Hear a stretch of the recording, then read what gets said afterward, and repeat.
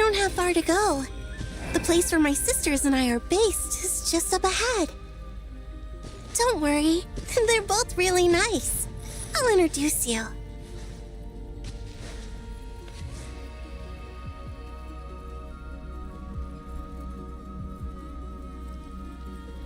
Sisters! I'm back! And look who I've brought with me!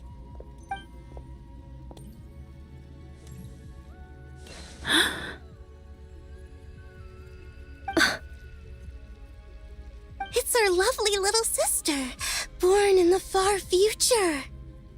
The pleasure is all mine.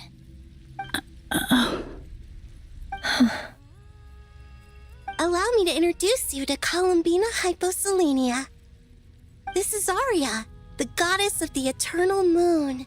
And this is Canon, goddess of the frost moon. Canon, don't you think Hyposelenia's power is similar to yours? Hello, Columbina. I apologize for our startled reaction just now.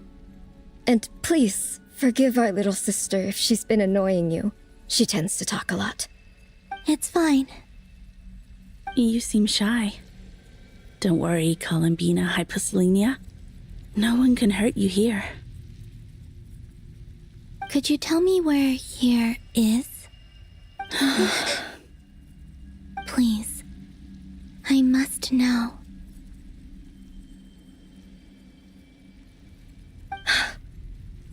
My dear sister, this is where Tevat's original ruler, the Dragon King Nibelung, imprisoned the moon goddesses. What? You're scaring her, Canon. No, I'm fine. Please, continue. Nibelung, our original master, created us in the distant past to maintain Tevat. But he left this world and traveled into the dark universe beyond, to explore worlds vaster still. Day and night, we fulfilled our duty in the heavens, until the day that the first descender arrived. The great ruler of the firmament. The heavenly principles. Is that what later generations call them? I see. But we did not reject them at first, nor did they seem to harbor ill intent towards this world. We coexisted in peace. They were like a guest in our home. Slowly, however, we came to realize that our guest had a growing desire to change and dominate the world. And you didn't stop it? No. There was an order to the rules they set up that Nibelung never taught us. We wanted to know if this order would bode good or ill for Tevat.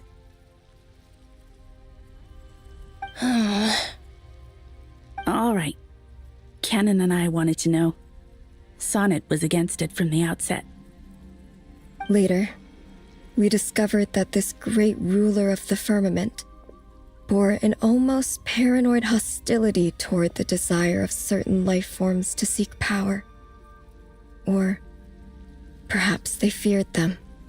They would even cast down celestial nails as manifestations of their power, to punish the civilizations of the world below. Only this was far beyond mere punishment. Right. Their rules brought order, but the price people paid for merely testing the limits of those rules was far too great. I did everything in my power to help the punished escape catastrophe, but still, too many lives were lost.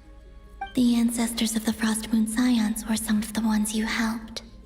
But just when we had decided to take countermeasures, the Dragon King, Nibelung, returned. And so began the War of Funerary Flame. So, that's the name the world gave that war in the future. Well, who won in the end? As far as I know, the Heavenly Principles won, although it came at a great cost. They remained in Tevat, where they continue to rule to this day. And the world's original master, the Dragon King Nibelung, was destroyed. And what of the moons? Are there still 3 moons in that sky? You can tell us the truth, Columbina. We know we are but remnants of a bygone age. We are prepared for the answer. Only the frost moon remains. But it has been cast beyond the false firmament by the heavenly principles. The eternal and iridescent moons were both shattered during the war. So death finally came for us in the end. Sonnet. But you're still here, aren't you? A moon goddess cannot live without her moon, Columbina. She's right. That's why I began to disappear. Because the frost moon is cut off by the false sky. How much worse it would have been if it were outright destroyed. Our souls may endure within this lunar palace, but if our moons are destroyed, Then we shall disappear the moment we depart from it. I'm sorry. There's no need to apologize to us, dear sister. If anything, we owe the world an apology. If only we'd decided to act sooner, rather than arguing amongst ourselves. all the more reason not to spend this time in regret and repentance. Instead, we should focus our efforts on how we might help our future sister. Sorry? Don't you see, Columbina, your story is not yet over. Is that not why you are here?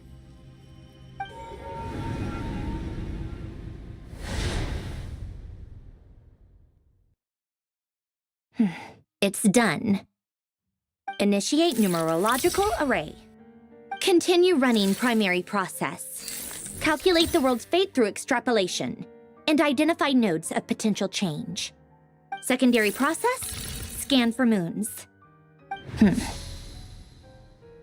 Still 4. The number of moon marrows hasn't changed. Wait, let me think. Is it possible that there's something I've been misunderstanding about the moons all along? Variables. Variables in the world. I know where potential variables within the world come from. So what about the moons? Are there any variables there? Like their life or death, for instance. What if being alive or dead makes no difference to a moon? But that's so strange. Even immortal gods can die. Why would the moons alone be? Wait! I've got it! If alive or dead is considered a variable, we might have had this wrong the whole time. No one ever said that a moon marrow equals a living moon. We just made that assumption ourselves. Initiate secondary process. Scan again. This time filtering out interfering perimeter, moon marrow. I don't care if they're natural or artificial. Get them out of my search results! Why? It says 3 moons still exist in Teyvat, even after excluding the moon marrows. But we know for a fact that 2 of them are dead. Redo the scan. Narrow the results to living moons and real moons. No, scrap that. Narrow it down to moons that have lunar authority and remain alive. Why? Why is it still 3? What is this, Columbina? Has the world lied to us? Or are you the one pulling the wool over our eyes?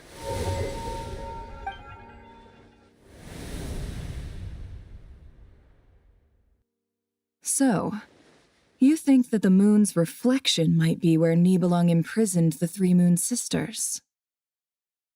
Yes, it would explain a lot, such as why that space would respond to a moon goddess's power, opening the moon gate at her command. It would also explain why Miss Columbina has been unable to leave, and why time flows in reverse there. In the messages she sent, Columbina promised us she'd find a way to return, but we have no way of knowing how, when, or where this might happen. The fact that she still has yet to reappear in this world indicates that returning from that place is no easy feat. We cannot afford to simply wait for her. So you're saying, if she could return by her own power alone, she would have done so long ago. Yes, she certainly wouldn't leave it to this late stage when it's so touch and go. I've been giving this some thought, and I've come to believe that Luana's harm might be an anchor that she left behind, as a sort of future waypoint. This could also explain why Luana's heart is always by the traveler's side. Sounds like a plausible theory. If that's the case, there must be some criteria we need to fulfill to allow Columbina to return to the present. The question is, what could they be?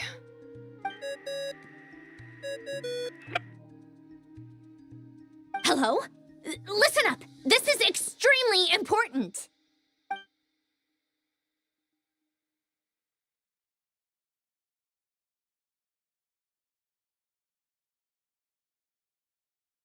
Not only is Columbina alive, but she may well exist in a form unimaginable to us. I'm still unclear on the details, but she's done something truly inconceivable in the past. And the clue to what she's done lies in the moon and Tevat's sky. Truly amazing. Oh, I'm so delighted for her. I'm sure we all feel the same. And I'm sure Columbina is ready to get back here and fight by our side. I'll keep my calculations going and try to find some way of coordinating with her. But that's not an excuse for everyone else to slack off, okay? All of you had better keep trying to think of solutions. How can the dead moon still live? And Luanatar...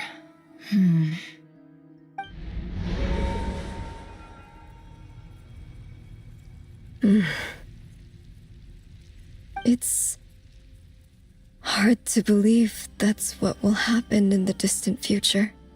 Our authority is linked to the most fundamental rules of Tevat. I suppose it's no wonder that many would covet that power. I didn't realize that when you said friends, you meant people who live down in Tevat. That's so lovely. I always wanted to go down there and have some fun. Have you ever tried leaving this prison? Of course. Between us, we've tried everything. But no matter where we go, this space will eventually bring us back here. It's like the center of a whirlpool. Everything ultimately converges here, at the moment when Nibelung imprisoned us. In that case, have you tried using any of those pathways that connect this space to the real world? Sorry? What are those?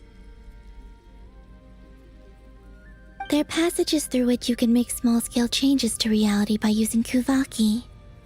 Or am I the only one who can use those passages? Because part of my soul remains in reality. Kuvaki. What is that? You don't know? It's a unique kind of elemental energy found only in Nodcry, the land from which the moons arose. Oh. Well, it's true that the moons first rose up from the part of Tevat you say is called Nodcry. But there is no difference in the elemental energy between there and anywhere else. What? Could you show us some of this Kuvaki? Hyposelenia? Maybe if we see it, it'll make more sense. Okay.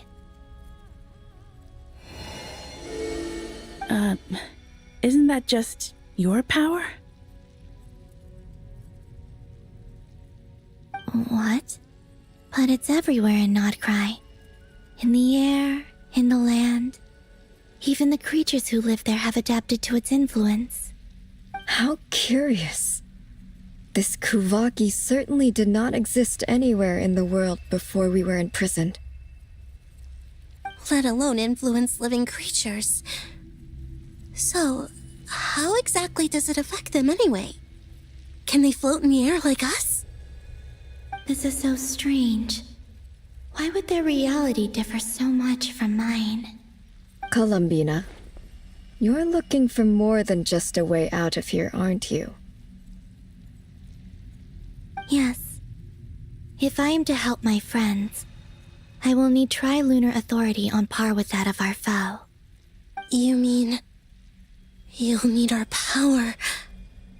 This sounds extremely risky.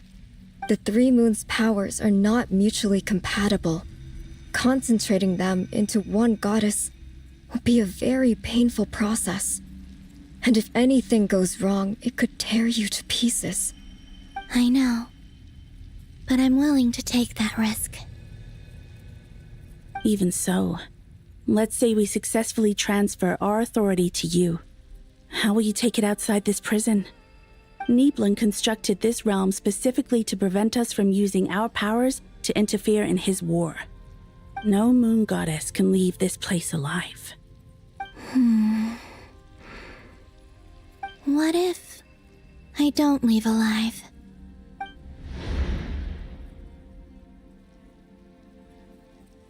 Where do we even start? How are we supposed to figure out what we're meant to do to help Columbina?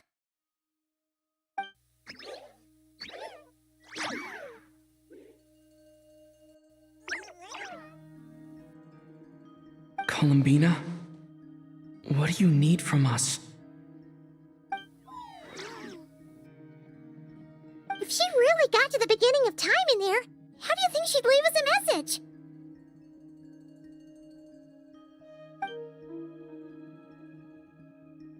You don't think she'd write it down on a stone tablet somewhere in the hopes that we'd find it, do you? Seems unlikely. Columbina may not talk a lot, but she thinks deeply about issues like this. Let's review what we know. This is the Columbina who fought alongside us against the Rahir of Solnari, and with whom we celebrated Moon Prayer Night. She knows our personalities, our ways of doing things, even our unique strengths and abilities. So, if she wanted to tell us something from a long, long time ago, what would she do? Oh.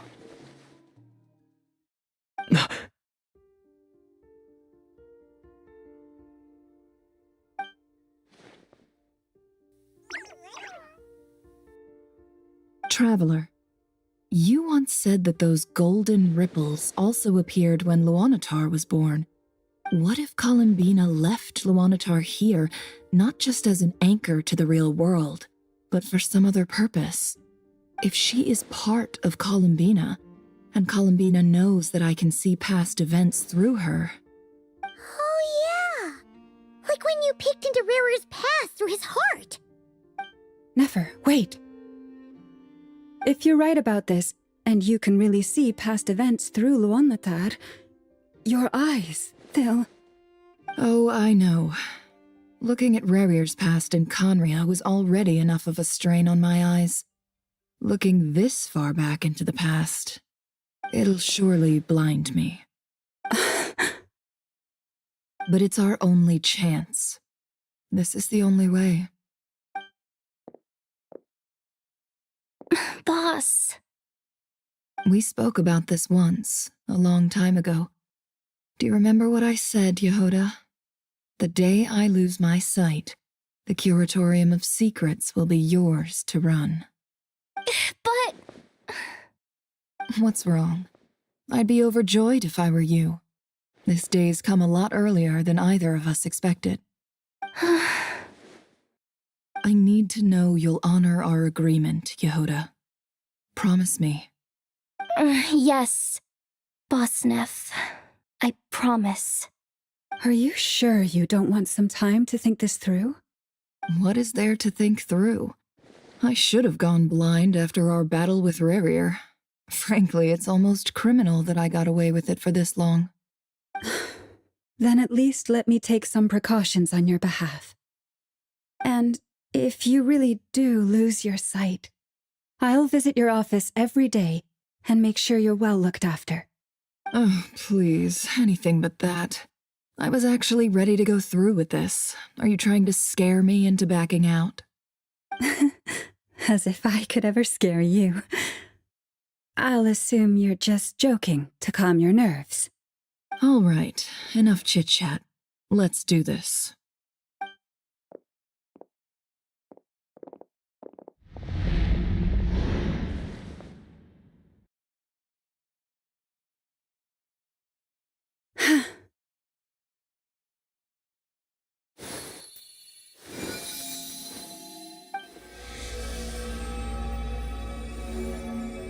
done. Good. Now give me some space.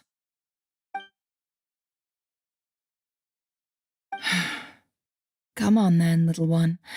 Show me what happened in the past.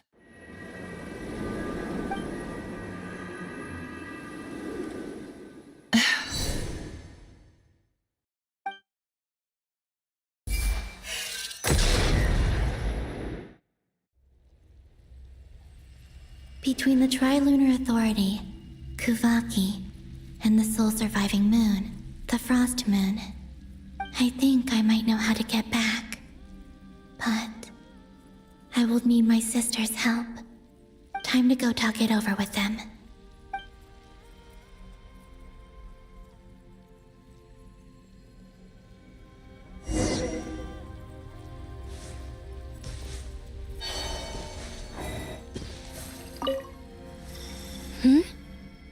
Have you decided what to do? I hope it's not too dangerous. You really scared me when you said that thing about not leaving here alive. Come on, let's go find the other two.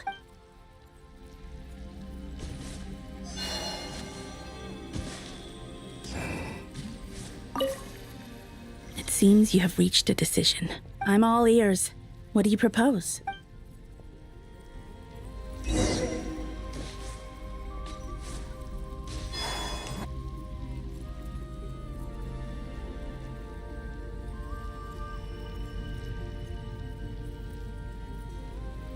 Have you figured it out, Columbina? Tell us. How do you plan to leave this place? I intend to die here, in this moment, and then be reborn in the future with the help of my friends.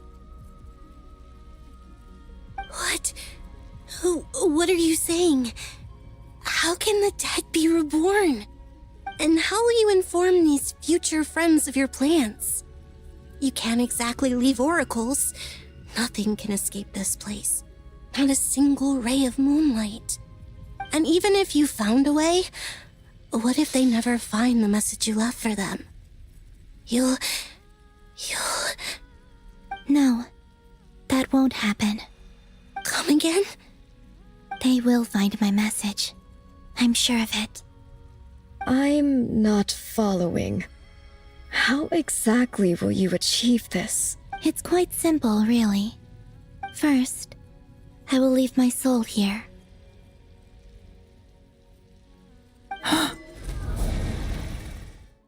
I see it. Your soul? You mean your divinity? Yes, I once left a portion of my soul in the future. One so small that this prison barely noticed anything. In this very moment, she can resonate with my soul across time. When the time comes, I believe that she can serve as an anchor to pull my soul from here back to the future reality. Just as gravity connects the world to the moon. Exactly. In the future, where I came from, the moon has been cast beyond the false sky, but I can still feel that it is there. In a similar way, I can feel a connection to the soul fragment I left behind even now. My friends can use it to detect my presence. But how do you just leave your soul here? Is that even possible? On my way here, I met an ordinary mortal who entered this place long before I did. Her body is long gone, but her soul remains. And before that, I encountered an old enemy whose entire soul survives here intact, while the power that once corrupted his body has faded away. So, perhaps this space is specifically designed to imprison divinity and authority, but not the physical body. Still, even if your body can escape, would it not just be a lifeless husk without the soul inside? Wait, is that what you meant when you said you wouldn't leave alive? Yes, I shall turn my body into moonlight and pour it over Nodcry. That power shall protect the land and quietly blend into it, awaiting my soul's return in the future. However, I cannot do this on my strength alone. I would need your help to do this, so I'm humbly asking for your assistance. Oh, dear sister, you need not be so formal. As I said before, we are but remnants of a bygone age. You, on the other hand, were born alone in that distant future, and you have walked a long and lonesome road since then. How could I bear to let your story end here in this dungeon? Don't forget, we are your sisters, your family.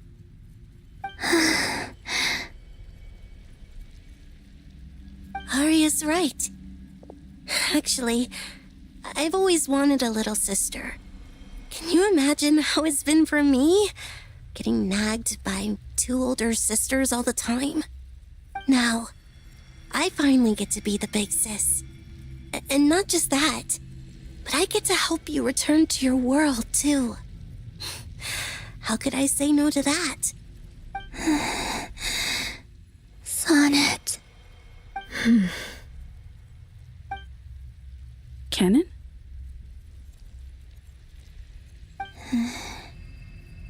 I'm sorry. I know this is a bold request. The Frost Moon is rightfully yours, and it remains intact. Oh, no, please, don't misunderstand me, Columbina. I was just thinking back on the years that the 3 of us once spent together. You cannot imagine how happy I am to hear of the future world you describe. The Frost Moon Scions, your lovely, kindly friends. For the 3 of us, whose purpose in life was to maintain the peace in Teyvat, it is a great relief to know that the people of this world live in such an abundant future. If your plan can save them, and save not cry, I will gladly give you all that I can. Besides, the 3 of us have been together since the day we were born. I could never abandon them to live on alone without them. Canon. Still, I do have one question I would like to ask you before we proceed. Certainly. What is it? Why do you cover your eyes?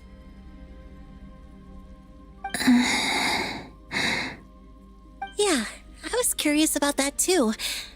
But it seemed personal, so I didn't want to intrude.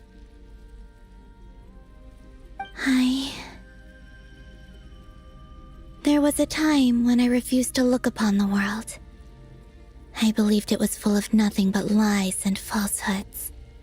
I wished to hide my feelings, seal my heart, until I could return to my true home. I see. Perhaps that decision saved you from ever having to see the false sky again. But at the same time, you likely missed out on many true and precious things, like the smiles on your friends' faces. Promise me this, Columbina. When you return to the future, open your eyes, take a look at the world around you, and see your friends. I'm sure that you know this already, given that you long to return, but that is your true home. Give me your hand, Columbina. Arya, Sonnet, you too. Okay. All right.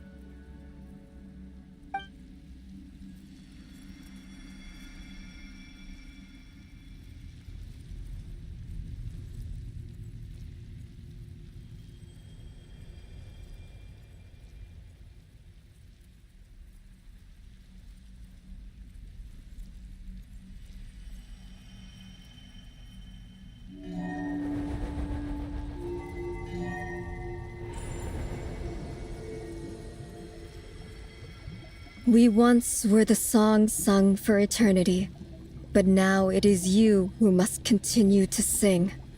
We once were the tides in the great river of time, but now we subside, and you arise. We were the messengers of madness and inspiration. But now, the lies have faded, and your truth must endure. We are souls awaiting the sun. You must return to be with those who smile when they see your face.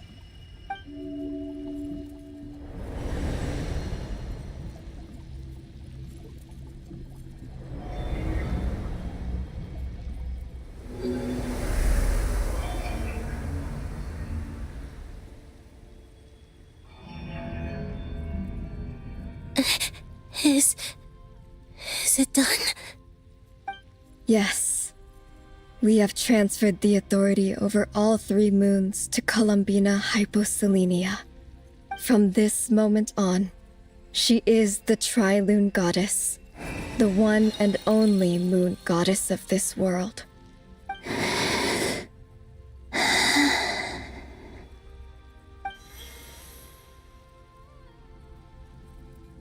Thank you.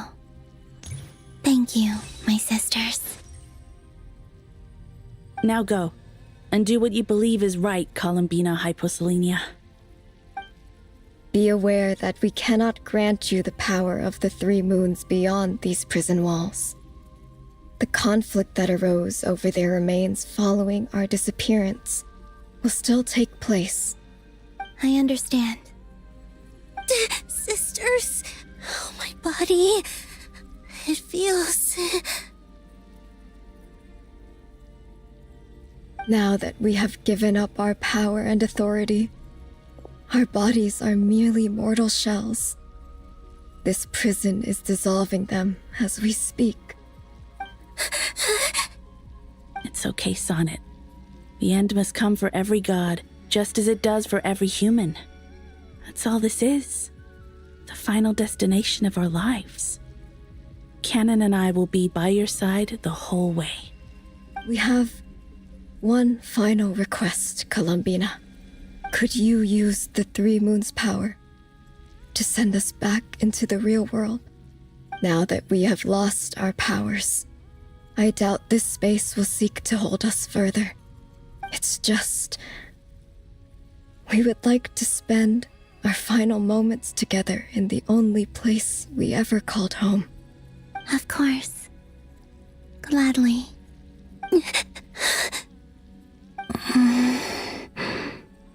Sonnet. Yes? Don't... I wish I could tell her not to give in to the abyss. Not to be afraid. But is this really what I should say at this moment? Don't forget. I'm so glad to have a big sister like you.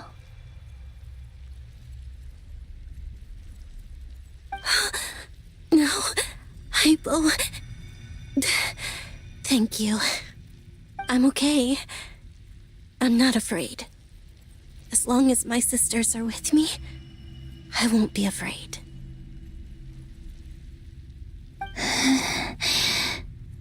It looks like this is goodbye, sisters. Goodbye, Columbina.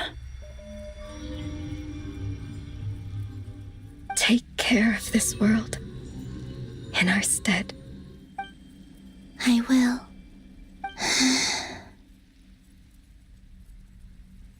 And now, it's time for me to bid farewell to my body, too. May it become the moonlight that keeps Nodcry company through the long years ahead. So this is why Nodcry was not always home to Kuvaki. It only appeared after I poured my body out upon this land, and only this land. Kuvaki responds to me because it is me, my body, answering the call of my soul. And the golden energy I've encountered on my way here was, in fact, that very soul, which I am about to leave here to guide me. O power Tri-Lune, eternal moonlight. I, Columbina Hyposelenia, lay aside my body Let it be cast into the dark night to illuminate the future. May it be a companion to all who dwell beneath the moon.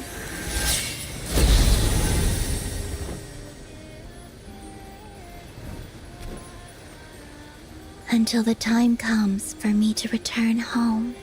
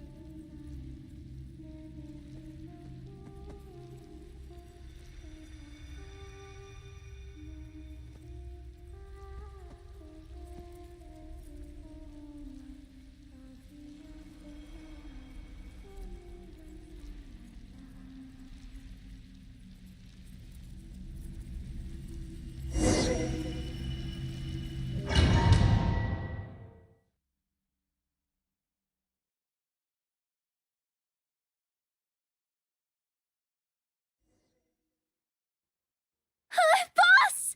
That was crazy! Were we even allowed to see that? Is anyone? Can you still see? How many fingers am I holding up?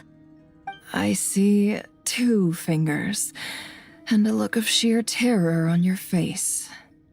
Truly astounding, Miss Nefer. Your eyes have glimpsed the very ends of the world, and yet they remain as sharp as ever. Or is the credit for this miracle due to Miss Lauma? It seems that even time itself is no match for your medical skills. Surely you jest, Mr. Flins. I suspect we have Columbina to thank. She must have realized the immense toll that the ritual would take and purposely set aside some of her power in the past to protect Nefer's eyes when this moment arrived. There is always a great price to pay for witnessing the truth, but it seems that this time, Columbina has shouldered that burden on our behalf. She chose the perfect method of getting a message to us. Though her eyes were always shut, she was clearly so perceptive. She knows us well. She knew exactly how we would think and what we would try.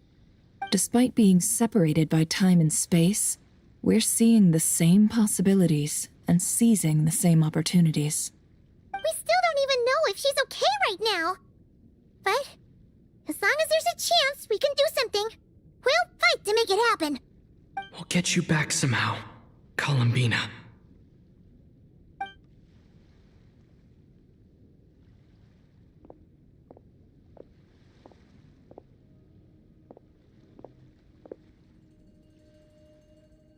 Well, based on the information we now have, let's figure out our next moves.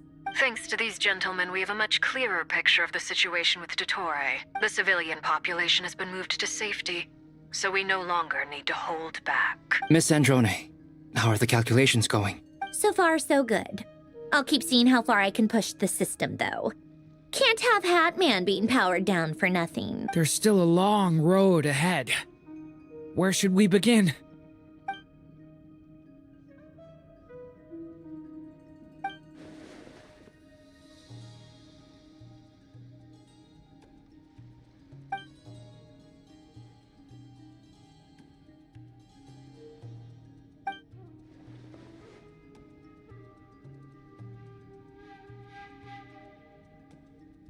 Our plan is clear. Time is short, so let's get moving. There's just never enough time, is there? Time is the bane of my existence. Ugh.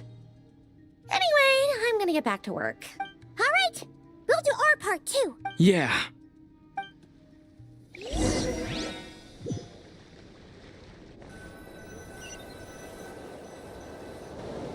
Albedo's theory says that elemental energy can dilute the light realm's power, but I'm no expert in building elemental defenses.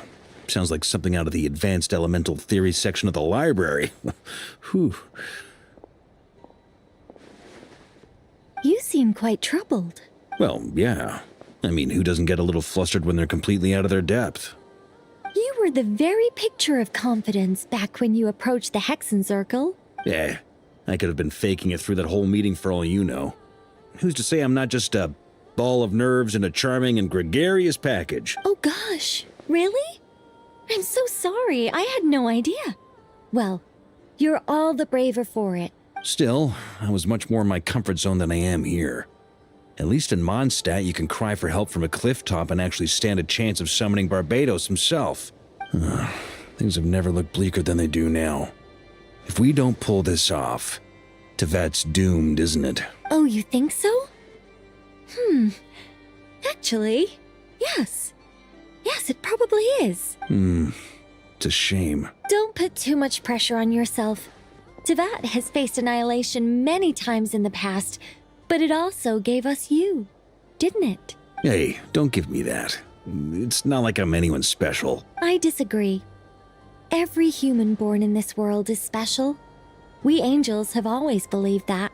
In that case, this humble human being has a big favor to ask of you. I thought you might say that. I'm sure Alice, in her great wisdom, sent you here precisely to help us in this difficult time, yes? Well, that has less to do with her wisdom and more to do with my power. Of course, of course. Well, the thing is, these elemental defenses we're about to build, I don't think it's a question of if they'll fail, but when. Durin's findings from his patrols make it clear that Dottore is constantly expanding his territory. First it was his lab, then the design bureau, and now this. It's not realistic to completely stop him encroaching on the rest of Nagcry. Rather, our goal should be to stall him for as long as possible. If Miss Sandroni's calculations are correct, well, they're the closest thing to certainty we have in this situation, so let's assume they are. Anyway, her calculations suggest that our best hope for victory lies in Miss Columbina's return. It's up to us to slow Dottore's advance and buy time for her to make a return. Are you asking me to help you with building the defenses? No. I'd like you to prepare for what comes next. When he eventually reaches us, we will have to fight him. You were an angel once and a mage now. I'm asking you to lend us your protection. Oh. Can I take it that you're triggering the terms you fought for during our three-way talks? Well, technically those terms were about protecting Mondstadt. But if you're happy to agree to the change in location, then yes, let's do that. You're cashing in on this much sooner than I'd imagined. Well, yeah. The way things are going, I might not get another chance. Very well. The mages have heard the knight's plea, and we will respond. To tell the truth, Alice and I had already discussed how we might help you all, so I didn't come empty-handed. I always like to be prepared. This is... wow. Yeah. This is great. Seriously, thank you. It's been many long years since I had a chance to dazzle humanity with a little divine intervention. To humbly serve as a reliable and responsible guide. Anyway, Knight of Boreas, please accept this gift in recognition of your great virtue. Go now. May the angel's blessing deliver you safely to your destination.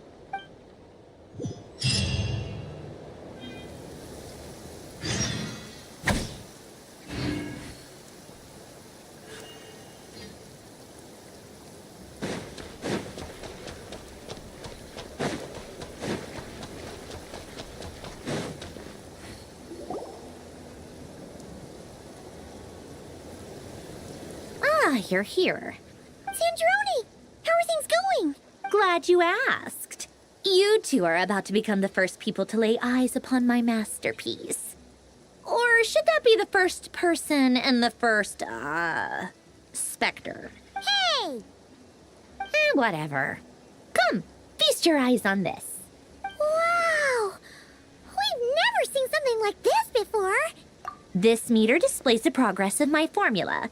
Currently Currently, it's still making the most important connections. Once it's finished running, I'll deliver it right to your side.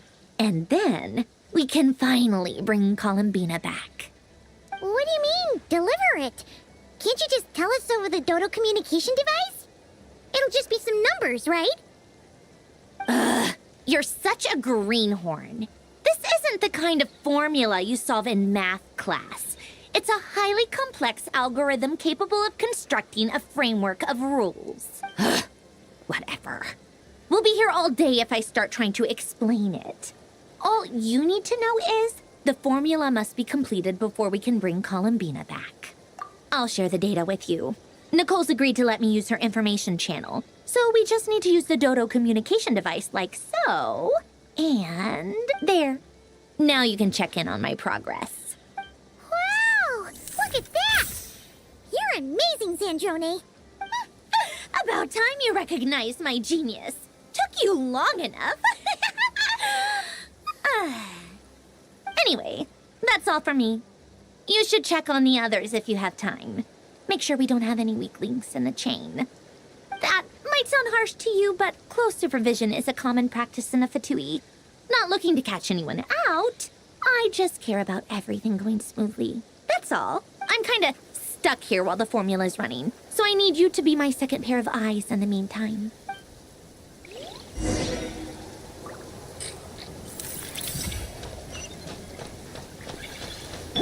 Take me up!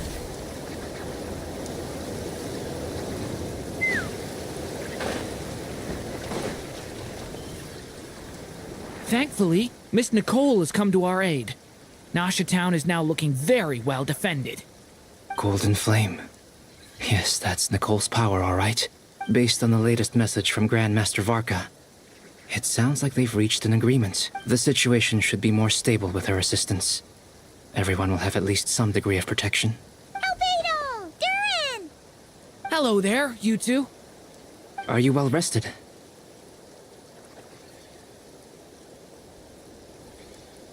That's good to hear. As per the plan, Albedo and I will be in charge of Nasha Town.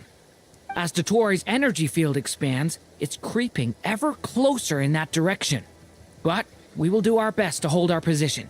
We fought side by side many times before, and always with great success. I believe this time will be no different. So don't worry about us. Focus on fighting Dottore.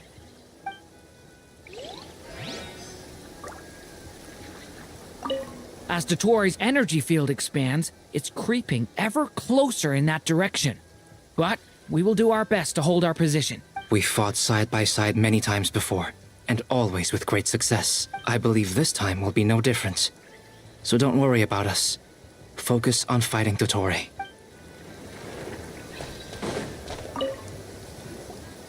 Traveler, Paimon, a pleasure to see you both. Friends!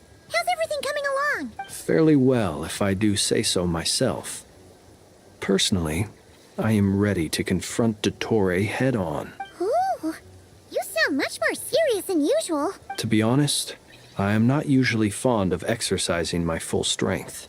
For one thing, it's hardly conducive to maintaining a low profile. Besides, I believe one should have the right to choose when to show their hand. I am conserving my strength until the moment of battle is upon us. Anything to boost our chances of victory. Seeing you get into the zone like this really puts Paimon at ease. Huh, Traveler? I consider it an honor to have your trust. Rest well. I look forward to seeing you both in your element during the battle. Rest well. I look forward to seeing you both in your element during the battle.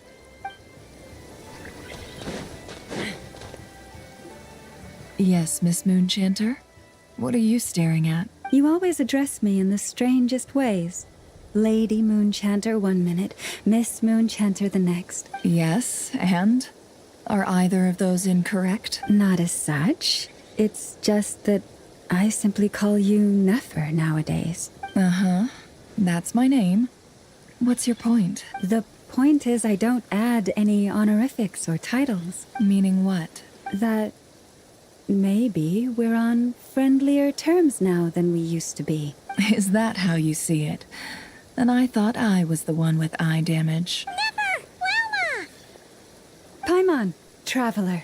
Just swinging by to check in on you. How are things going? Did you manage to get some rest?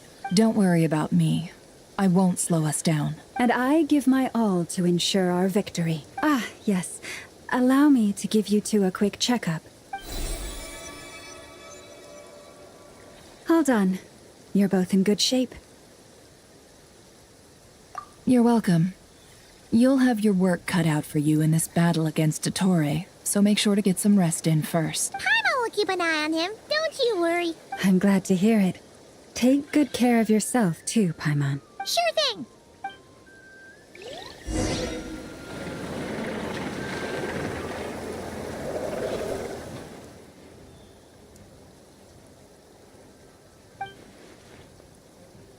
Here they come. That's quite a horde. As we expected. Get ready, everyone. Take your positions and prepare to engage. Let's begin. I'm at the ready.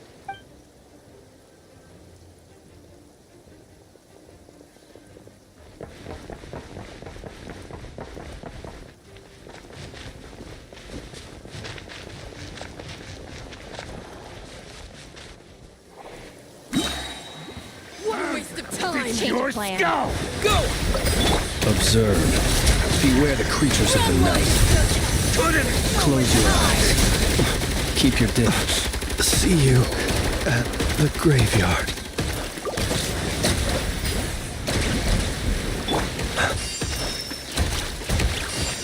So...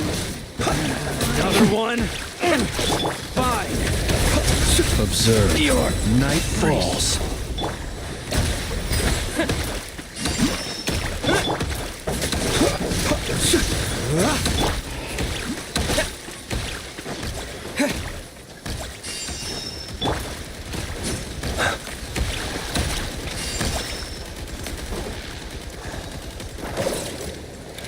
Be silent.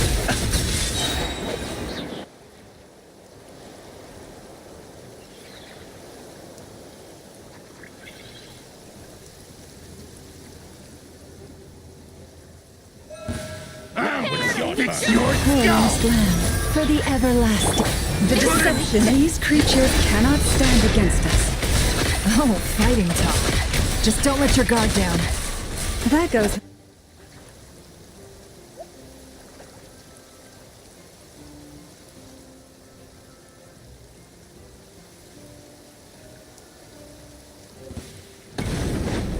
Burst forth! Watch out! King! New life!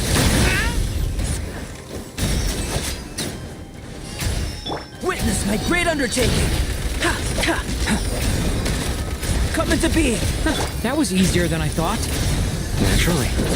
What do you mean? Is it because as created beings go, we're of a...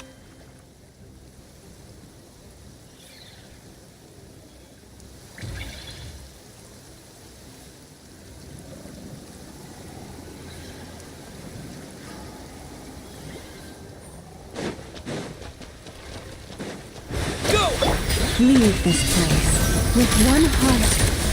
No more lies. The mystery unravels. People have always used fire to drive away wild beasts. Wouldn't a lantern work just as well? You read my mind, my dear friend. I was just about to say that. All right then, dear friend. Bring the light!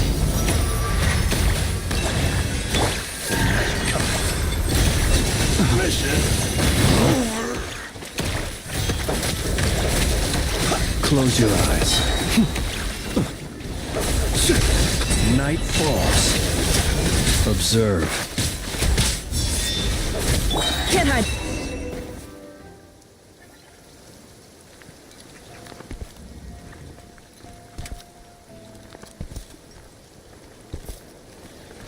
You're looking well.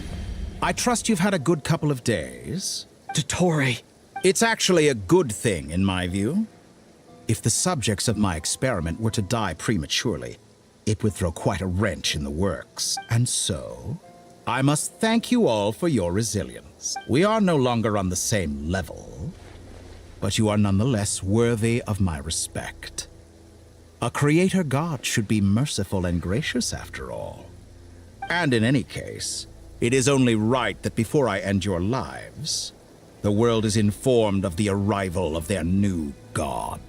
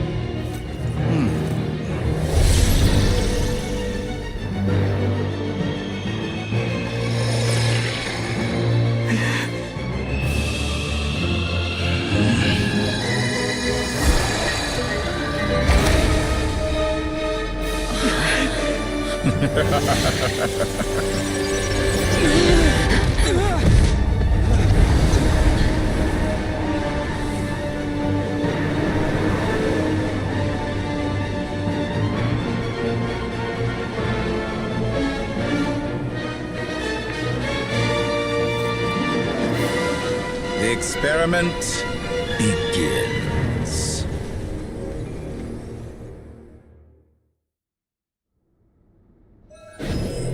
With the marrow of the 3 moons in my hand, behold the false moon's fall! No more lies. You poor lost lamb. Stay your hand. How dumb! Be silent. Time to go clean. Reverse. It all adds up.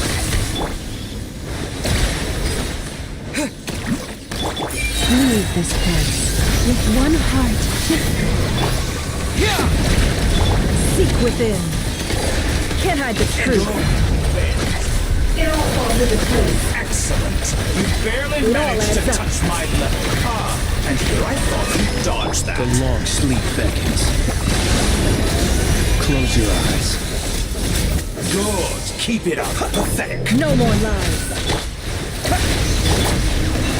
And for the everlasting Paris, the deception ends here. Let's see what you're made of. Good. Keep it up. I'm still collecting data. Excellent. You barely managed to touch me. Go! The first. Like an ant in my Observe. Oh. I've been moved inside another space. And it's sealed off. Looking at the structure of it, it seems like the Torii intends to trap us here. There's no exit. Our endurance is about to be put to the test. Entropy bends to me. It all adds up. Seek within. Pathetic. Time to go clean. Good. Keep it up. I'm to be shackled.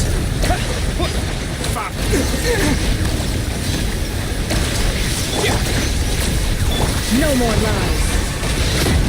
It all falls into place. Some results of that. Good. It all Keep adds it up. Water jet! Can't hide. Absurd. Forest, protect us.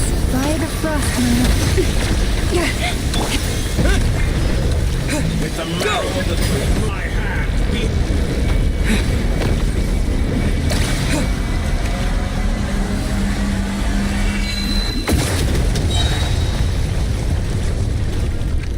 Tell me, where will you try scurrying off to next? Looks like Dottore has opted for a divide and conquer strategy. But we will not allow him to triumph. Now, I shall pray for our victory. Stay your hand. Entropy. Water jet! No more lies. The deception ends here. Can't hide the truth.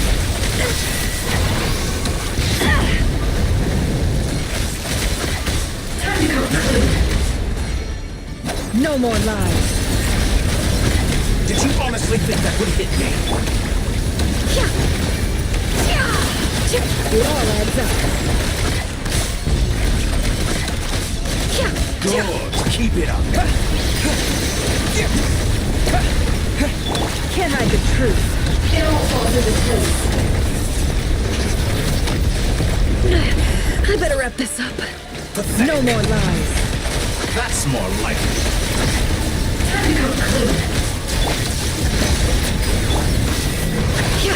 It all adds up. I thought you dodged that. Good. Keep you cannot face me. No more lies. Be annihilated. That which cannot stand against me. What's this supposed to be?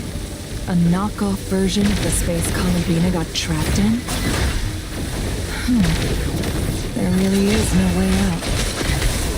We'll see about that, Victoria.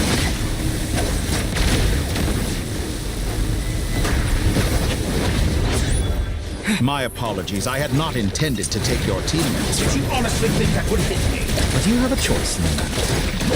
Obey, and I can release them. An excellent deal, if you ask me. Won't you consider it? Water jet!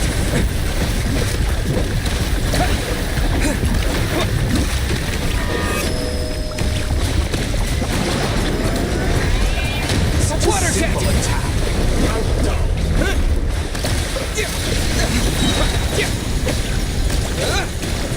You can't face me. Foul. Water jet! Leaving openings on purpose. Water jet!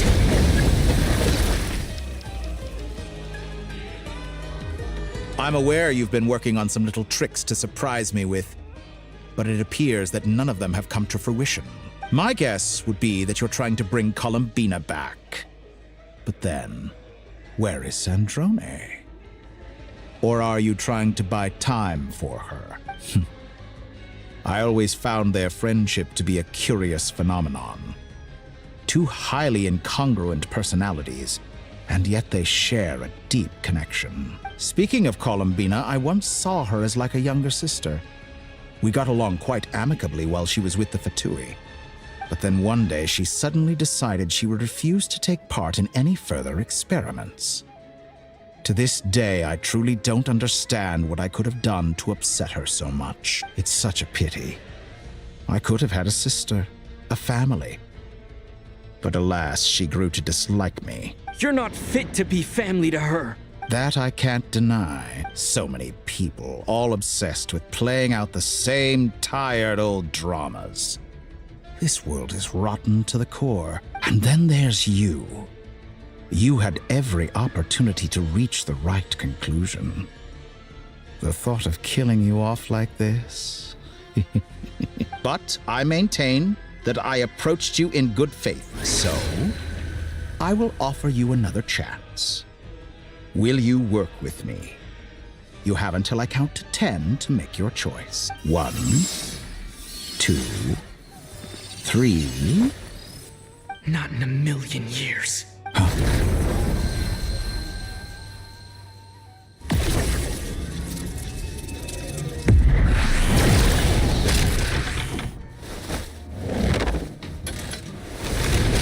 Sandrone, what a pleasant surprise. I didn't think you'd join us all the way up here. You're as sick and twisted as ever.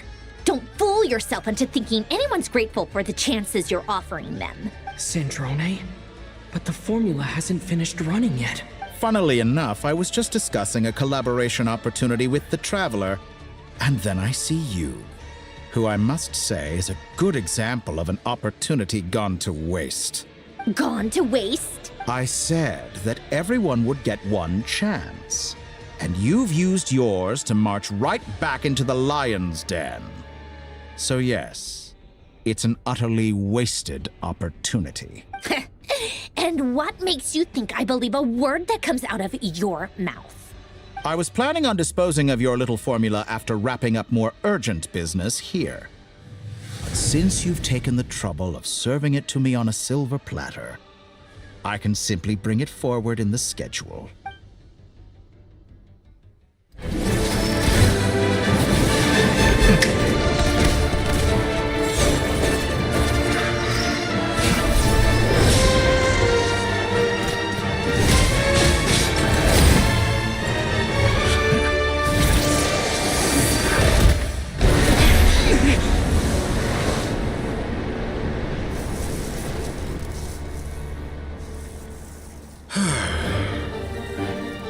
Is this your life's work? This piece of trash?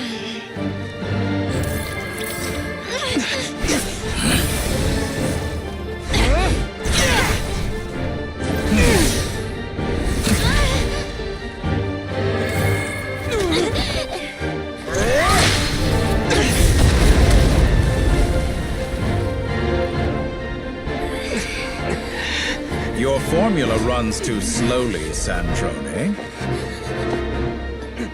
You put your hope for success on others instead of fighting dirty. That is why you have failed. Now, whom should I slay first? Any volunteers? No one? How nice of you to leave the decision to me.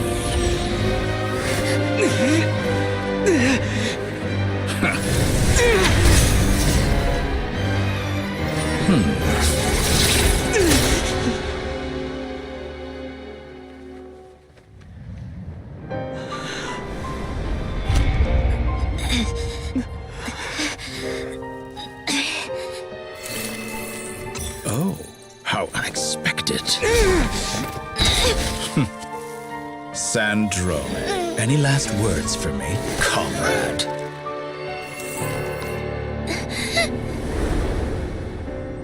Is there anything you wish for? Not really. But I've always known what I don't want. Go to hell, Dottore.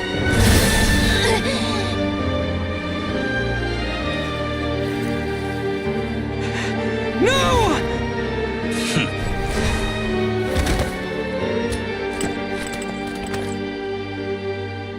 And now, you have failed.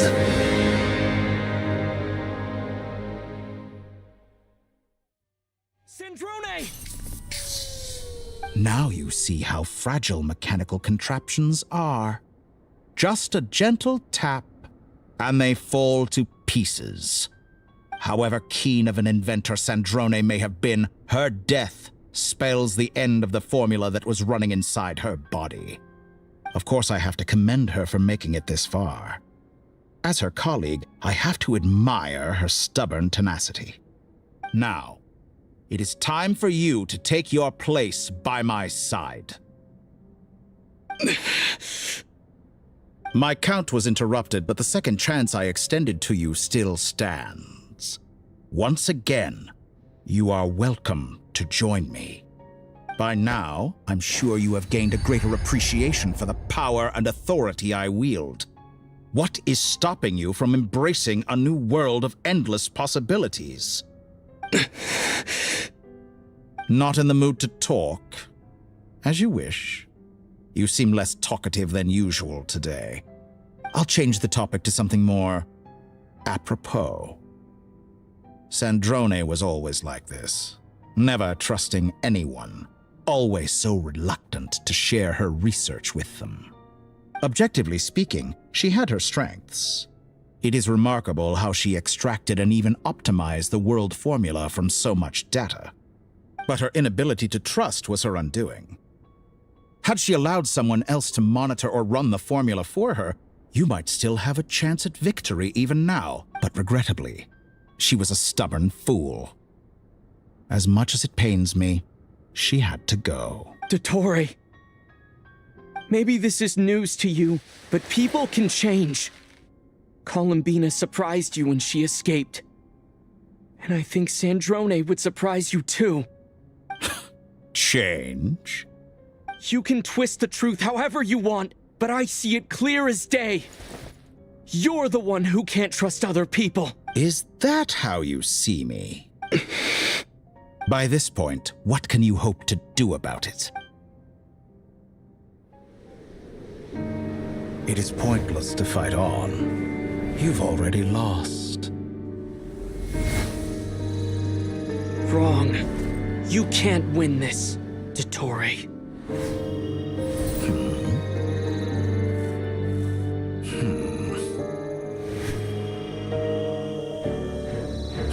What?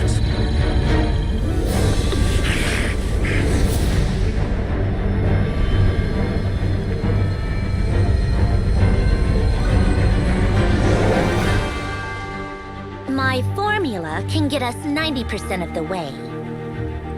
It will connect you to Columbina. Then, I will bring the formula's output to the Traveler's side. For the last 10%, do whatever it takes. Just bring the moon down.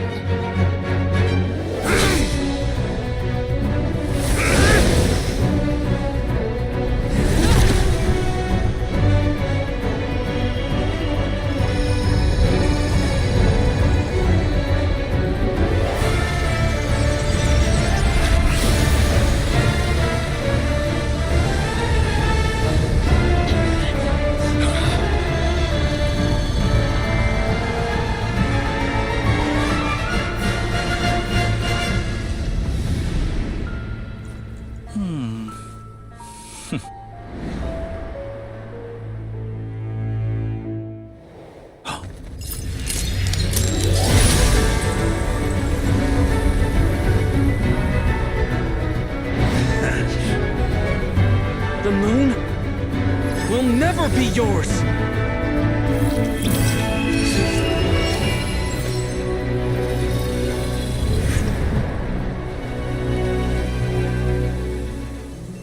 I turn my body into moonlight and pour it over Nodcry.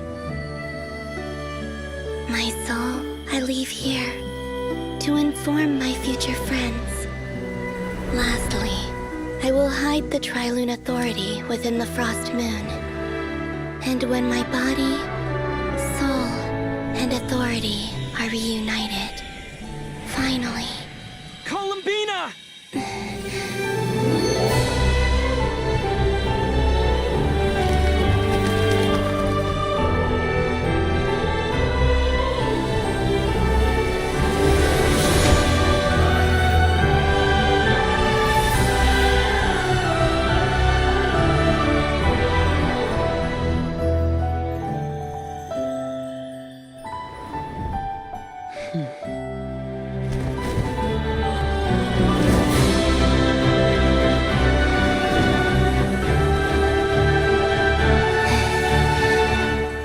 It's been too long.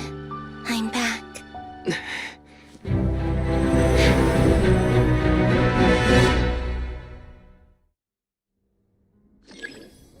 Stay focused on the battle, Traveler. What a touching reunion. Though I personally find myself repulsed by the sight of weaklings huddled together for war. Leaving openings on purpose. Quite finished patting yourselves on the back. Show me how long you can struggle before you drown.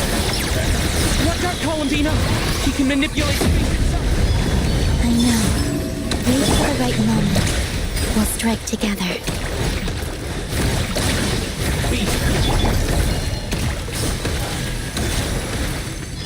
Foul. Entropy. Go! To me!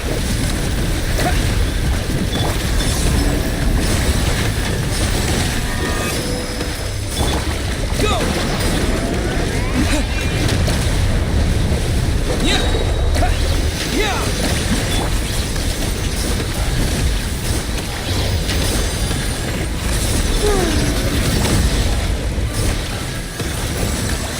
Enough! First, like an ant in my palm.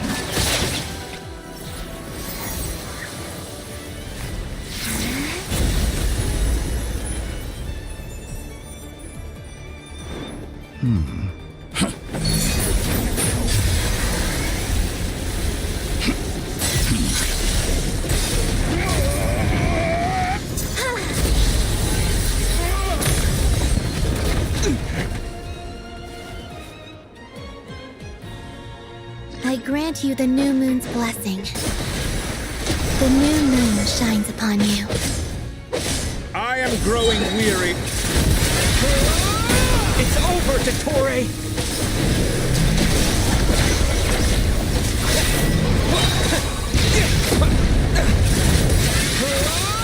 Time to pay for your heinous... No longer is the world cower in the cold night.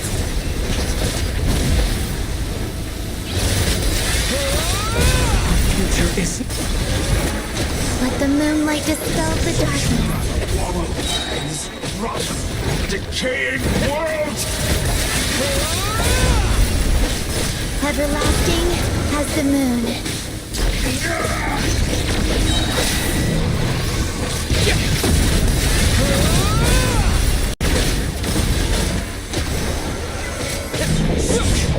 Wallow in this rotten, decaying world!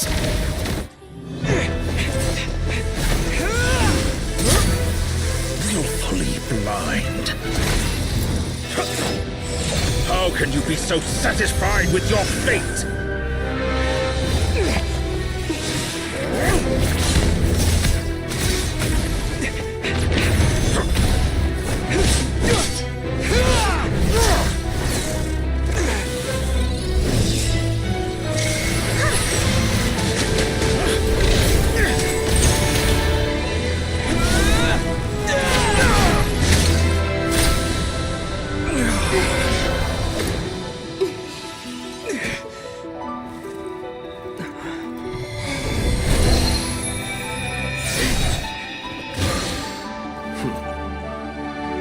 This battle was never about fate. It's about friends, family, and the home you stole from them. So dull. Only the weak rely on each other for comfort. You shall see. Once I transcend fate, you will be nothing but fodder for my grand experiment! That will never happen.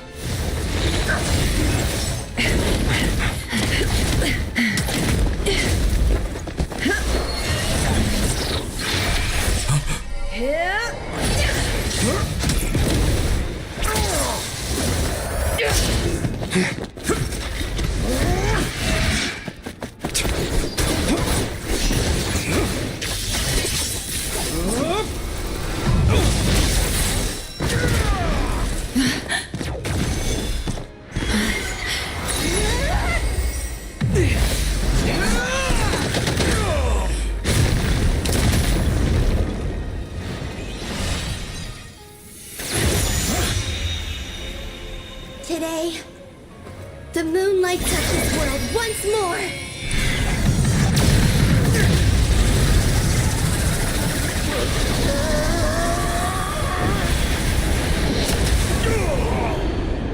This loathsome world.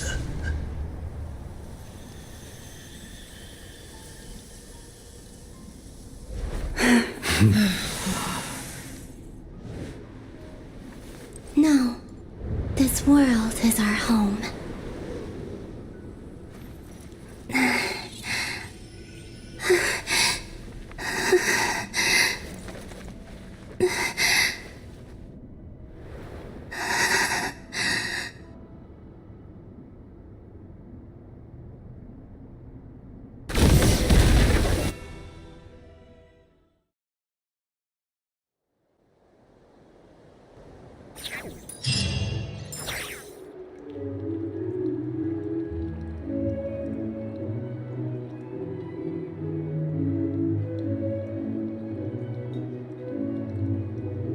No, you're doing it wrong. The moon looks like this now. What are you drawing, children? The new moon, Mom. It looks different than before, doesn't it? Also... Can I go buy a sugar sculpture today? Please? Just one? All right. I suppose today is a special day after all. Almost like a festival. Extra, extra! Get the latest Nasha Express here! Post-disaster report! Nasha Town reborn beneath a new moon! The voyage begins today! The future looks bright thanks to the League. Want a copy? I knew things would be different. But I didn't think that would include the moon. They say a new moon goddess has been born. A new moon goddess? Who's saying that? The Frost Moon Scion? I guess so. I'm not too clued up on the details. As far as I'm concerned, the moon's still in the sky and it's business as usual. Hey, since we've come all this way, shall we grab ourselves a free meal while we're here? Are you a convert now? Or are you just here for the free lunch? Oh, come on. What does it matter? After everything we've all just been through? That smells good. All right, that's it. I'm hungry. Time to eat. Come on! We gotta get there early, or there won't be any good spots left! Shh, keep it down. This is a residential area. What if people are still sleeping?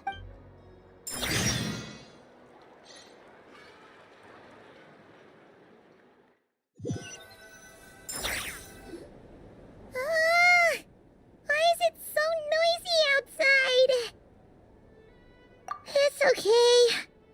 Paimon was pretty much awake anyway. It's been so long since we last had a chance to relax, huh? Feels like time is moving slower than usual. What about you? Did you rest well? Still winding down from everything that's happened? Or are you wondering how our friends are doing? Or is it about what Dotori said to you? Okay, if you say so. But don't push yourself, alright? Let Paimon know if you need to talk. What we just went through was a lot. It's totally normal if you need some time to get back in your groove. Luanatar disappeared after Columbina came back. Apparently, she was part of Columbina's soul or something. Still, Paimon kind of misses Luanatar somehow. But anyway, you did great. So did Paimon. We all worked our butts off to contain this disaster, and in the end, we made it. So, chin up, Traveler.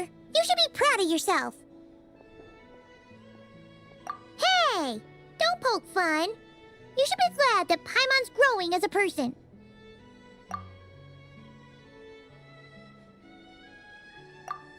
Paimon didn't think you'd mention it. You have no idea how anxious Paimon was. She was worried sick about you.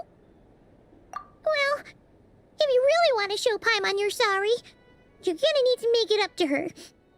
You better be ready to splash out on a lavish meal. Phew. Okay. Paimon's full now. Huh? Oh, well... Hey there, Traveler and Paimon! Good morning! Morning, Yehuda!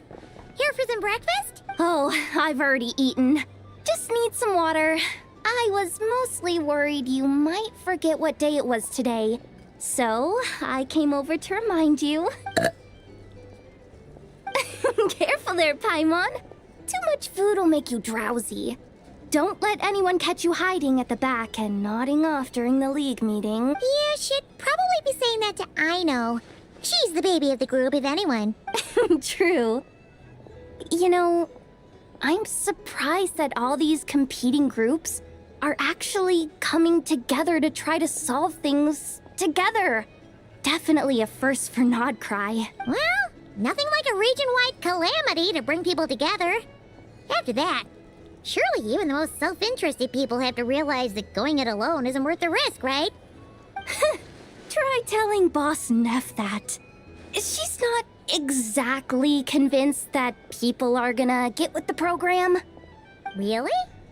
But if she's so pessimistic about it, why'd she agree to be the Curatorium's representative in the league? Probably 'cause even though Unity sounds like a pretty far-fetched idea, the benefits it would bring make it worth a shot. I think things will work out, though. I swear, Nodcry feels like one big family now with everything that's happened. More than it used to, anyway. Paimon's with you on that one. And it seems like plenty of other people agree, too. Just listen to the bustling streets. All right. Everyone's been rebuilding these last 2 weeks, and the evacuees have been coming back in droves. Life's slowly returning back to normal. Which means My workload's probably gonna shoot back up. Were you about to head out? There's still some time before the ceremony begins, you know. Yeah, we were gonna take a stroll around the square and say hi to some friends first. Sounds good. See you later then.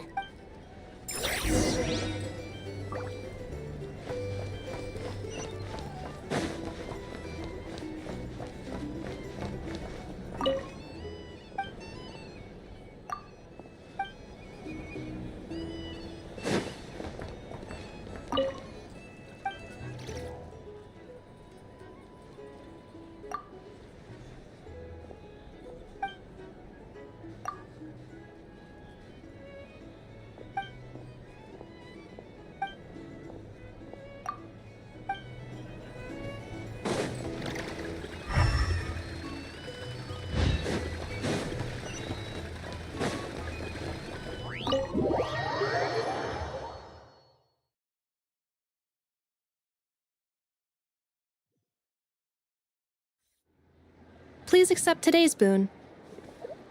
Have a nice day. Are Paimon's eyes deceiving her? Or is that Inefa handing out food for the Frost Moon Scions? Hello there. Would you like a feast of the moon, along with some snacks of the day? So, what's new, Inefa? It was only a few days ago when we last saw you, but it looks like you've joined the Frost Moon Scions in that time. And I know too? What are you talking about, Paimon? We're just here to help, duh. In the wake of the disaster, it's all hands on deck. We responded to Lama's request for support. At times like these, the smallest good deed can inspire others and help them through the hard days ahead. And we're using eggs and heating tubes to make that a reality. In true Kromkake Craft Shop style! Enough! Did you hear that? The Traveler said I did good. The Traveler!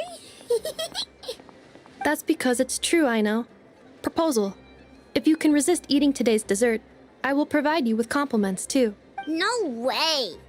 Well, that proposal got shot down quickly. I need something to get me through the hard times too, you know. Mom! Yes, dear. Go right ahead. Excuse me. Could I take a photo with the robot lady? She helped us get safely out of Notcry, and she helped us get back home too. She's the best.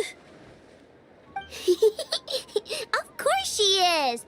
And since I'm the whiz kid who built her, that makes me even better than best, right? But you stole my snacks though. Oops. Shall we move to the open space near the center? The view there is better. Thank you. Aren't you the better pick for this job, Flint? You underestimate yourself yet again, Master Ilua. Not at all. I rarely come by Nasha Town. I don't know any of the big shots here. All in good time. Socializing is a step-by-step journey. But you're much further ahead on that road, aren't you? You're not seeing the full picture. You know the truth now. My friends do not understand my habits. There is no question about it. The Lightkeepers need a representative in the League. Someone who is upright, cares about other people, and can realize their self-worth through group action. You say it like you wouldn't make the cut. I am most flattered that you think I would. Sigh a little less, Master Ilua, and have more faith in yourself. All the Lightkeepers agree that you're a very promising young man. That is precisely why Starshina and Nikita felt safe delegating such important work to you. I'm sure we all also agree that we would sooner die of dehydration than manage to wrangle anything out of you in a discussion. My apologies. I am not in the habit of bringing water with me when I go out. Whatever. I'll take the job. By the way, who else is part of this? Oh, it's quite the who's who of Nodcry. There's the Moon Chanter of the Frost Moon Scions, the boss of the Curatorium of Secrets, a representative of the Voynich Guild, and even someone from the adorable Kromkake Craft Shop. I'm sure you will find speaking with them to be a genuine pleasure. If you say so. I've never done this work before, so I'm honestly a little scared of making mistakes. But I'll do it. Not only is it our duty as Lightkeepers, but because I want to make Nodcry a more welcoming place. An admirable attitude to take. The beacons are lit, Itlua. We're but one step away from breaking through the blizzard. We have the chance to band together and build our shared homeland into an Elysium. This is unprecedented for Nodcry. An opportunity not to be missed. Yeah. You're right. I'll do my best. Quite a few familiar faces have arrived. Let's go, shall we?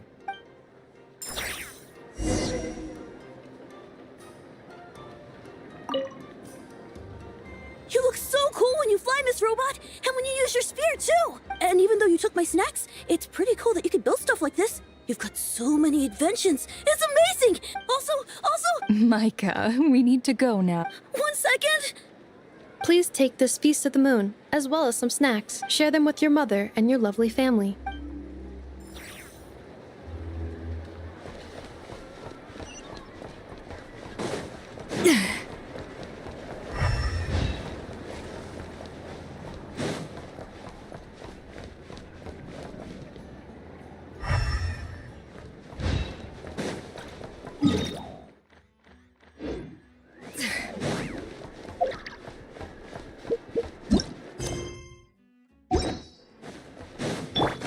Time to roll!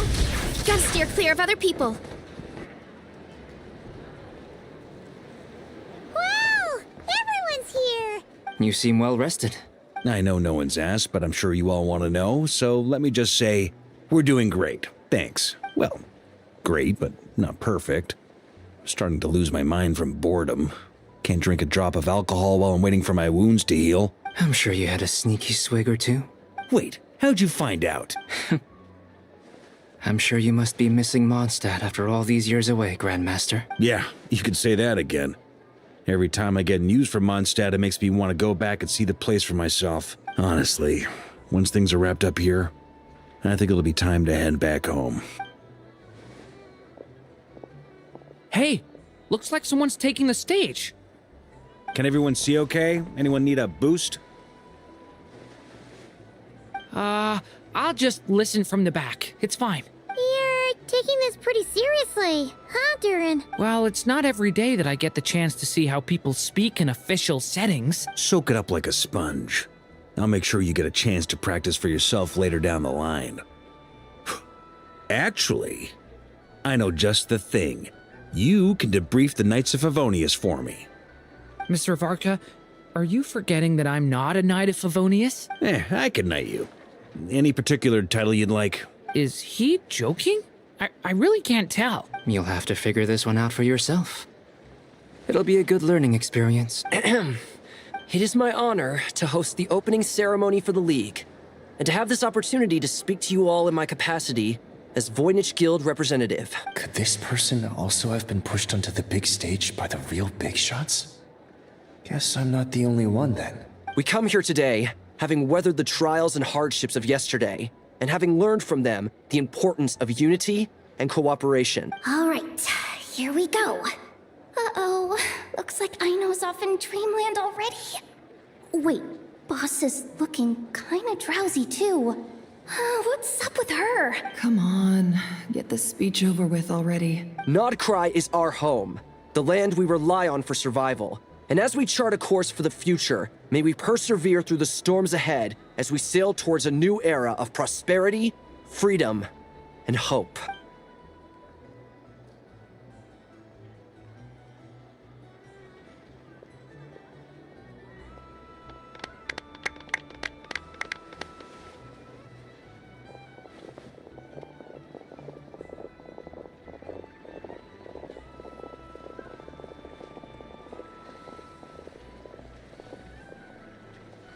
Looks like we'll have more opportunities to travel in the future. I'm sure you'll cope, Lady Moonchanter, given how fleet of foot you are. Unfortunately, I suspect I'll be too busy at the Curatorium to act as your host. We have a busy schedule, not to mention an international network of contacts to manage. It'll be all right. I'll just check your schedule with Yehoda well in advance. And if she's not available, I can simply ask Ashru. You... So giving my employees extra workload isn't enough for you? You're really going to drag my cat into this too? I thought you'd approve. Aren't you forever increasing your employees' workloads? That's a bold statement. Are all the Frostmoon Scions feeling more audacious now that your moon goddess has returned? Columbina's return has brought joy to all who care about her. That includes both you and me. As for the Frostmoon Scions, we are learning how to thrive independently, without relying on the moon goddess. It is up to us to make our home a more livable place. Joining the League is one of the steps we are trying towards that end. I like the word try. It's nice and non-committal. You can opt out at any time and still say you tried. You don't see a bright future for the Frostmoon Scions? Or did you mean the League? I'm just not as optimistic as you. The Frostmoon Scions should count themselves lucky that they have a leader as stubborn and enterprising as you. But Nodcry's a big place, with all kinds of people. Most of them don't enjoy answering to a leader, or even listening to reason. Well, that's where you and your methods come in. Unless the Curatorium of Secrets is only here for appearances. For now, yes. And that won't change until this venture becomes worth my while. What would make it worth your while? Getting out more than I put in. Right now, I'd barely break even, but I'll grant that it's a good start for Nodcry. Then maybe it's worth a try. All right, you can stop now. Or do I have to join the Frostmoon Scions before you'll get off my back? You'd be very welcome to join us. Hey, you two! Congrats on all your hard work! What are you chatting about? Nefer was trying to dissuade me from adding to her employees' workload. Also, she's considering joining the Frostmoon Scions. Sorry, what? Your conversations are always the most interesting. Would you two care to join me for some tea before heading to your next destination?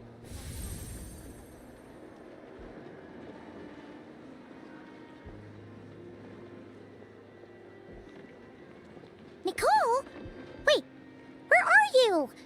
Aren't you gonna show up today? Sadly not. I'm otherwise occupied right now. I'm sorry, Paimon.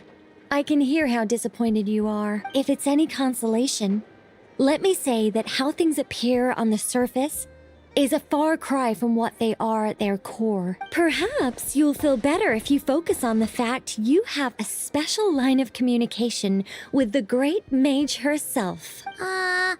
Okay? Has something happened? No, or not yet, anyway. Well, that's not ominous at all. Not for the time being. Just think of this as a general check-in to make sure this communication system is still running smoothly. Besides, it's good to chat once in a while if we want to maintain our friendship. You could have just said so. Paimon got all worked up for nothing. Still, the best friendships are built through face-to-face interaction, you know? It's never gonna stop being weird having tea with you when you're not there and just talking to thin air. All right, fair point. I'll bear that in mind for next time. Yeah. Any update on that crisis at the world's borders? Alice just informed me that they had their work cut out for them. And now everyone's thoroughly exhausted. But they did finally get things back under control. Still, we can't let our guard down yet. The disruption caused by this disaster has made Tevat easier to detect from the outside universe. She plans to wait for things to stabilize, then reschedule her Mondstadt vacation plans. As for me, I agree with Hat Guy's perspective. This is a time when many new variables are emerging, and the situation is changing constantly. Plus, most of this change is for the worse. We have to remain vigilant and ensure that the embers of chaos are not rekindled. I did notice that the energy in Nodcry changed somewhat after the War of Funerary Flame, but since it was still aligned with the Light Realm, I never gave it a second thought. It looks like I'll have to examine the connections between phenomena I observe more closely in the future. Just doing my duty. It's more or less second nature by now. Of course. To give you the full picture, I'd have to start with the substance from which angels were formed. Never mind. Paimon's right. Showing off my knowledge would be much more satisfying in person. By the way, you did receive the gifts from the Hexen Circle, yes? I'm not trying to claim credit or anything, but my pride demands that I at least mention it. They're quite similar to the protective talisman that Alice gave Dory, but with some very special enhancements. Oh! So that's what kept our friends safe when Dotori trapped them. Indeed. We went to great lengths to make sure they were invisible to his eyes. I'm so happy they came in handy. Still, not fishing for gratitude, by the way. I just want you to be aware that sometimes your friends may be protecting you in ways you cannot perceive. Anyway, I'll contact you if anything else crops up. If not, you know what they say, no news is good news. Oh, my angelic instincts are tingling. They say you should head to the docks next. Your friends are about to board their ship home.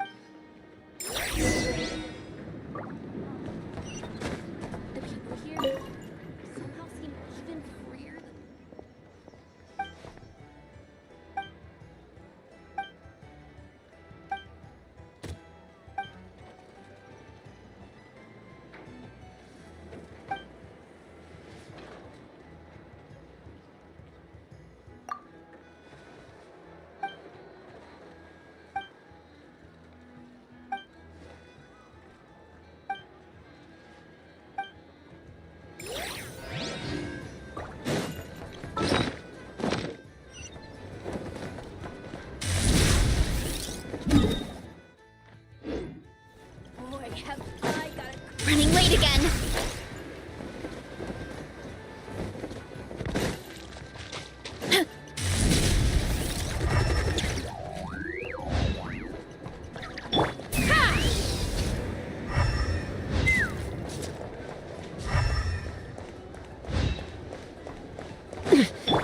Running late again.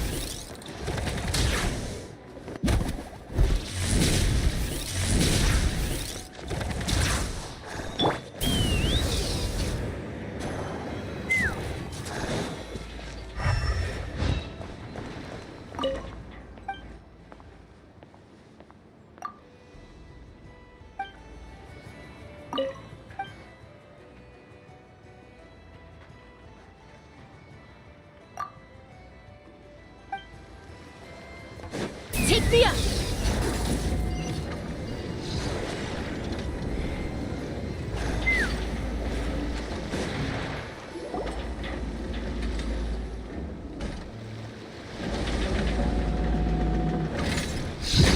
You're here.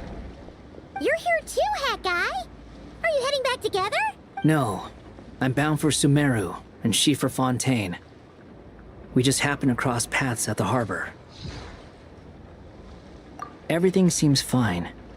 Sandrone may have an abominable temper, but she's always been very responsible with important calculations and things entrusted to her by valued friends. You always speak as if you know us inside out, Mr. Hat Guy. Maybe I'm just a good judge of character. I certainly hope that's all there is to it. Regardless, you have been a significant help in this matter.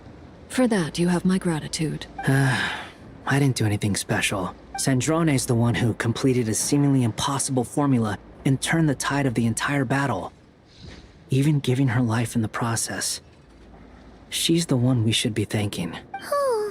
Even we were unaware that Sandrone had hidden the real formula inside Polonia's body. She managed to fool Dottore into thinking the formula was running in her system by installing an identical-looking decoy within her. She probably realized that she didn't have the strength to stop Dottore. But this way, she could at least get him to lower his guard. She always worked like that. Always had a backup plan. Well, that's why I'm traveling to Fontaine. She made a request of me long ago, and the time has come to fulfill it. Think of it as her will. She said that should she ever fail in a mission, she'd like me to deliver her core and Polonia's to the Fontaine Research Institute. She also mentioned that she had made arrangements for people there to set her affairs in order. Some of her personal effects, such as her notes, were left to me. I've decided to take them back to the House of the Hearth. For safekeeping, primarily, but also As mementos, I suppose. However, there is one book among them that I'd like to leave in your care. I'll have someone deliver it to your residence at the flagship at a later date. No, I was specifically warned not to tell her. This is her last wish, and I will abide by it. I can only hope so, but none of us here can know for certain. I bade farewell to Columbina earlier today. As promised, she turned the iridescent moon's marrow over to me. She spent a long time with Sandrone's body, saying her goodbyes. Oh, is she all right? Sandrone's passing has left a great wound in all of our hearts. It will take time to heal, but Columbina surprised me. She offered me some words of comfort before I departed. Despite being grief-stricken herself, she showed an awareness of the feelings of others around her. She never used to act like this. Clearly, she has grown. And I suspect that we have you to thank for much of the change we are seeing in her. Huh. After these recent events, the Tsaritsa has revoked the Pale Star Edict. Snezhnaya now realizes that the arrest warrant for Columbina was just a ploy by Dottore, who coveted her powers. I shall return to Nodcry to see her as soon as I find the time. I hope that from now on, she too will explore more of the world. Columbina Hyposelenia's journey is only beginning. My ship is here. Traveler, Paimon, we shall meet again. You too, Hat Guy. What are you still bumming around for? Isn't Columbina waiting for you? I thought today was the day you'd agree with her to go find out the truth about your sibling. You're afraid you won't like the truth when you see it. Well, this is new. I was starting to think that nothing could scare you. Don't say that! Wouldn't you be a viewer in this situation? Fair point. But I'd say I have more experience facing up to unpleasant truths than the Traveler. They say blood's thicker than water. I know how much you need your family back. More than you need any of your friends. And I'm sure that all your real friends understand that too. No matter what the truth turns out to be, they will stick by you and support you, whatever decision you make. Finding the truth is important. But more important still is what you choose to do once you've found it. At least, that's the life lesson I've learned from my experience. Grappling with the truth. What? Now that Dottore's dead and gone? A little, I guess. But it hasn't solved everything. Maybe I regret not getting to end his life with my own hands. Or maybe it's something else. But for whatever reason, I still feel like I have a chip on my shoulder. Either way, I'm going back to Sumeru. Lesser Lord Kusanali is gonna need help dealing with all the chaos Dottore left in his wake. Not just from this incident, but everything he did in the past, too. You should continue with your journey, as you've always done. Who knows? Maybe we'll meet again someplace else. So, what should we do now? If you want to explore a bit more to steady those nerves, Paimon's game. After all, when Columbina said she knew where your ship was hidden, Paimon promised to give you two some alone time with the truth. It hasn't been all that long since we were last apart, sure, but with Columbina there, Paimon's sure things will be just dandy. Ain't no biggie. Paimon might be all about that food and fun, but she knows how to do right by people. Paimon's sure you'd prefer to digest the news about your sister in peace. But, no matter what you see, just know you can share it with Paimon. Of course, as long as it's not super private. If you can't make sense of something, let's give it some thought together. And even if we both can't figure it out, Paimon can at least treat you to a nice meal.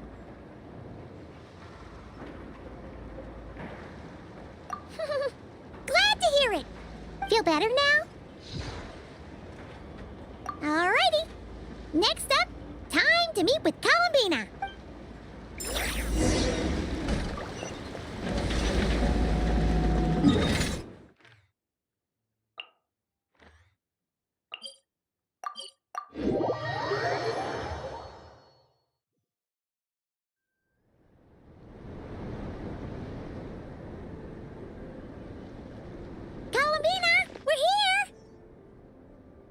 believe we're meeting out here. We've gotten used to walking over to Silver Moon Hall whenever we go see you. Well, you're still welcome to go there whenever you want to see me. It's just, now that it's all over, I've decided to make some changes. Try and fit in with the Frost Moon Scions, like Llama suggested. The older generation are still timid around me. They don't dare get too close, and they bow their heads when I walk by. But things are much better with the children. I see more curiosity in their eyes. Hopefully, by the time the next Moon Prayer Night comes around, I can enjoy the festival with them as myself, without having to pretend that I'm only dressed up as the Moon Goddess. You'll do fine, Columbina. Paimon's sure they'll realize you're super nice once they get to know you better. You really think so? When we first met, you thought I was a little up in the clouds. Well, we were just starting out then, come on. So Llama told you, huh? I'm only teasing. I know that I have you to thank for pulling me back down to solid ground. It feels good to finally stand firm on the earth where I was born. Oh, that's great.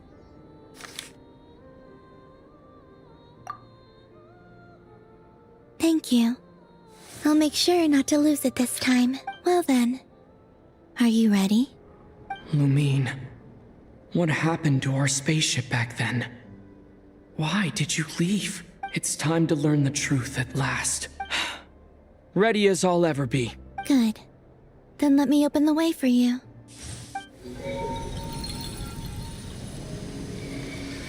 Where does this lead? To our shared destination. Huh? Do you remember me telling you about my missing prologue back when we just met?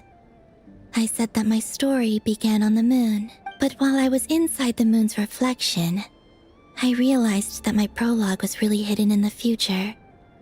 I just had yet to discover it at that point. The story of the time before I was born was in fact the story of my distant future.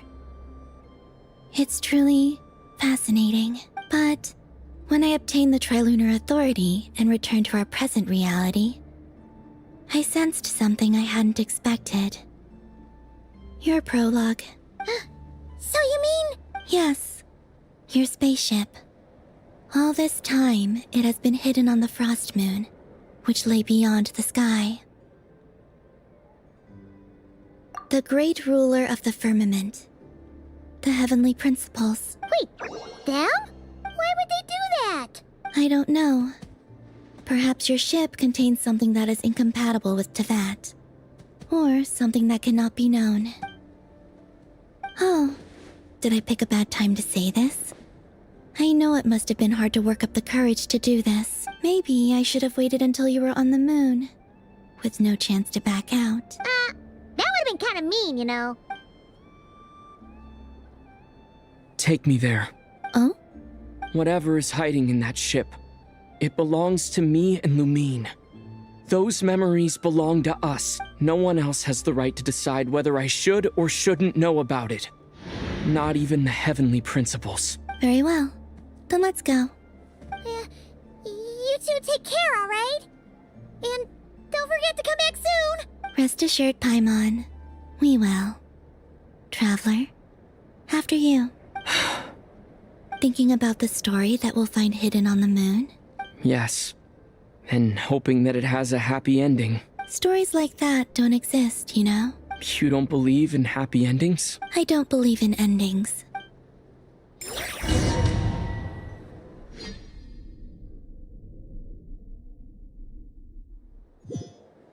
Where am I?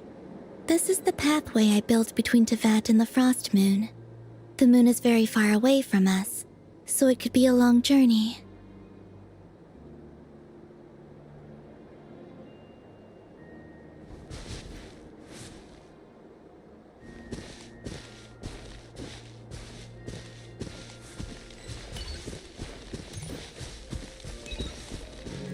After I obtained the Trilunar Authority, I unwittingly saw past events from many of my friends' lives. One was Lauma. She was so young when they chose her to be the Moon Chanter. From then on, the Frost Moon Scions looked to her to bring messages from their goddess. But, for better or worse, I had left Hisi Island before she was ever born. It was not until much, much later that she met me. I think it's for the best. Because of the way things turned out, you had the opportunity to become friends. You're right. In that sense, I think we were both very lucky.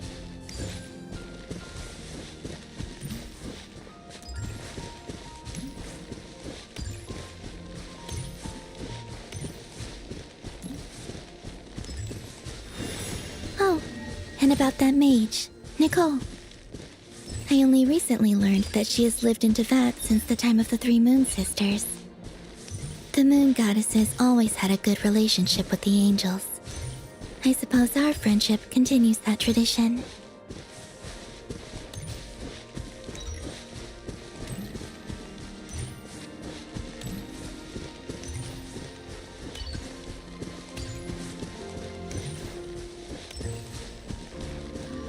And then, there's Sandrone.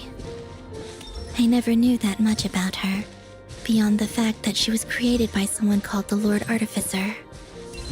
She, too, suffered for a long time before joining the Fatui.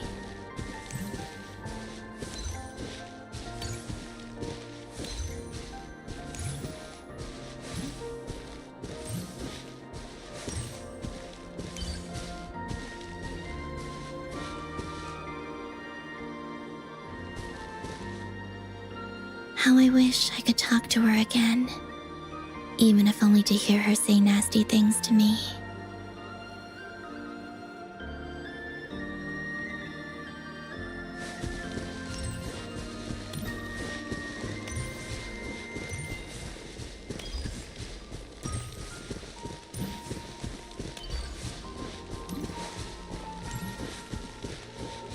Also, I saw your siblings' story.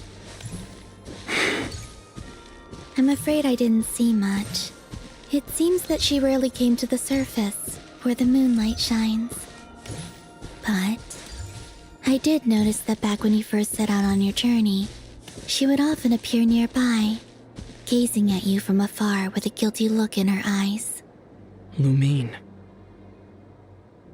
Let us speak no more of the past. I probably shouldn't reveal so much about my friends.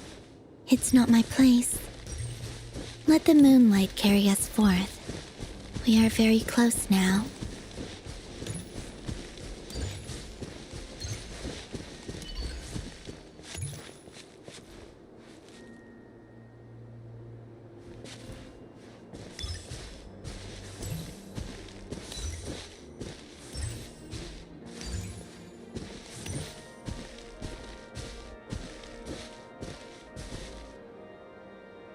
After this, I'd like to bring some Kuhenki to the moon as well. If they're willing, of course. What about your other friends? Will you bring them to visit too? Certainly. But I'll need to tidy the place up first. This home hasn't received any guests in a long, long time.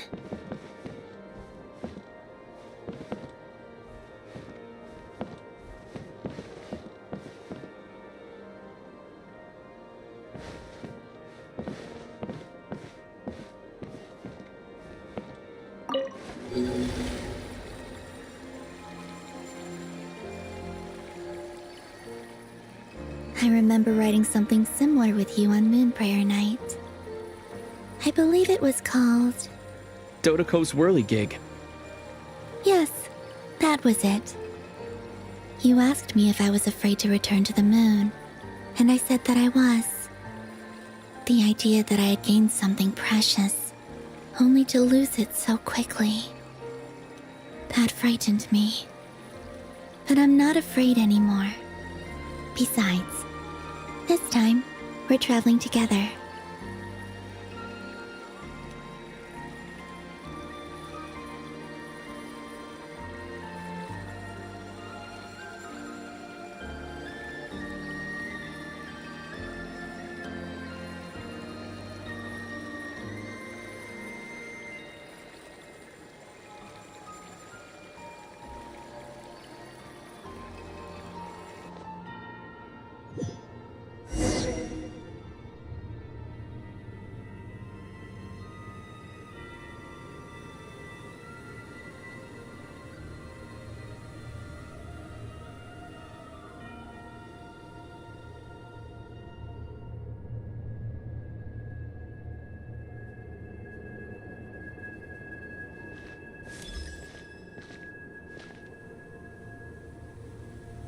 We're here.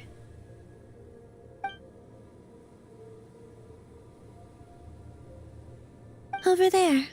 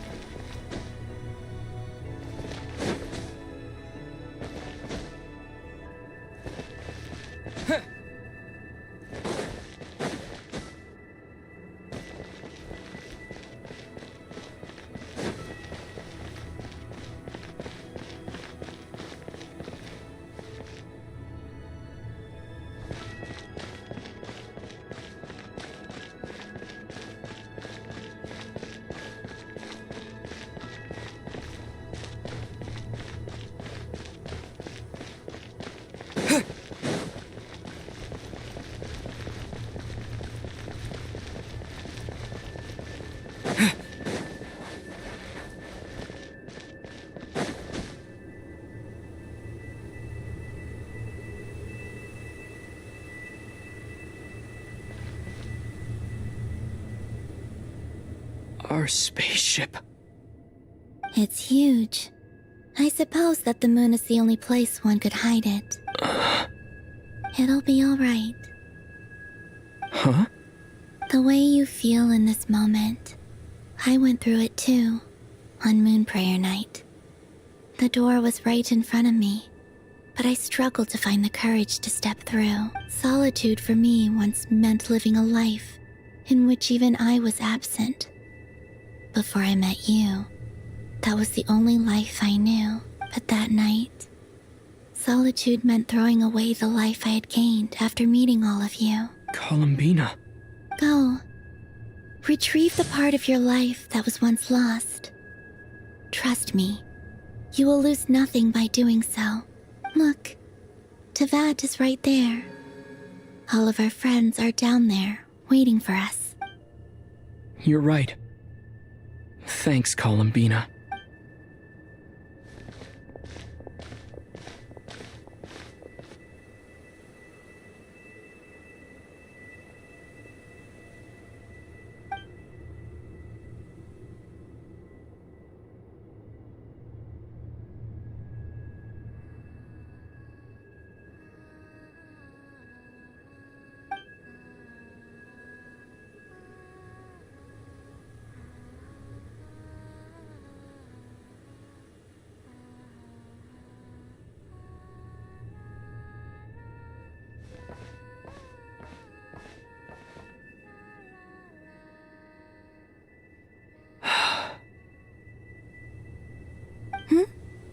Finished?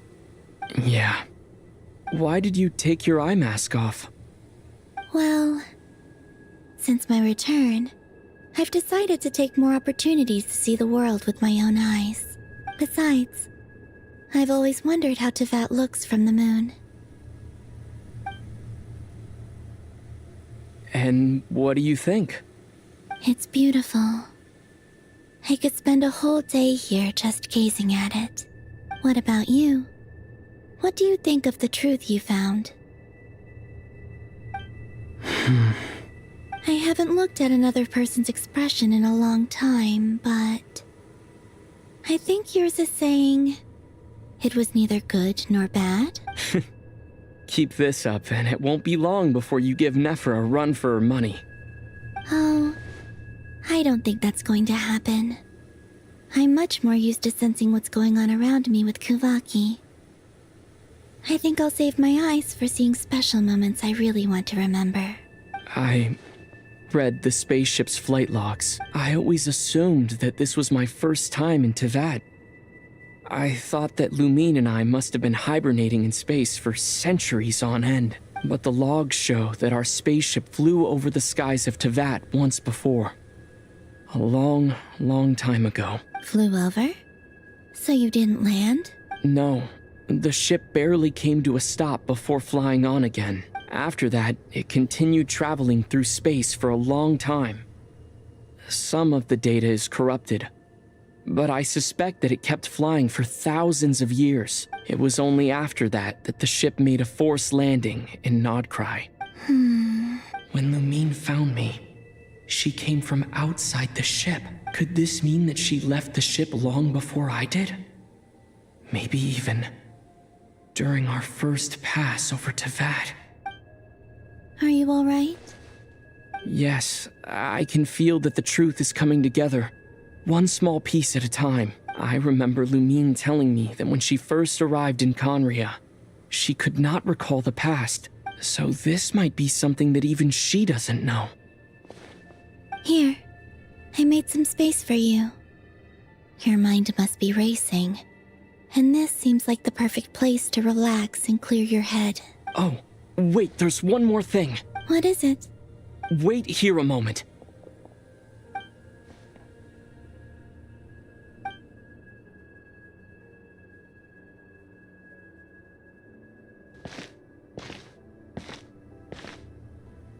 Hey, Columbina.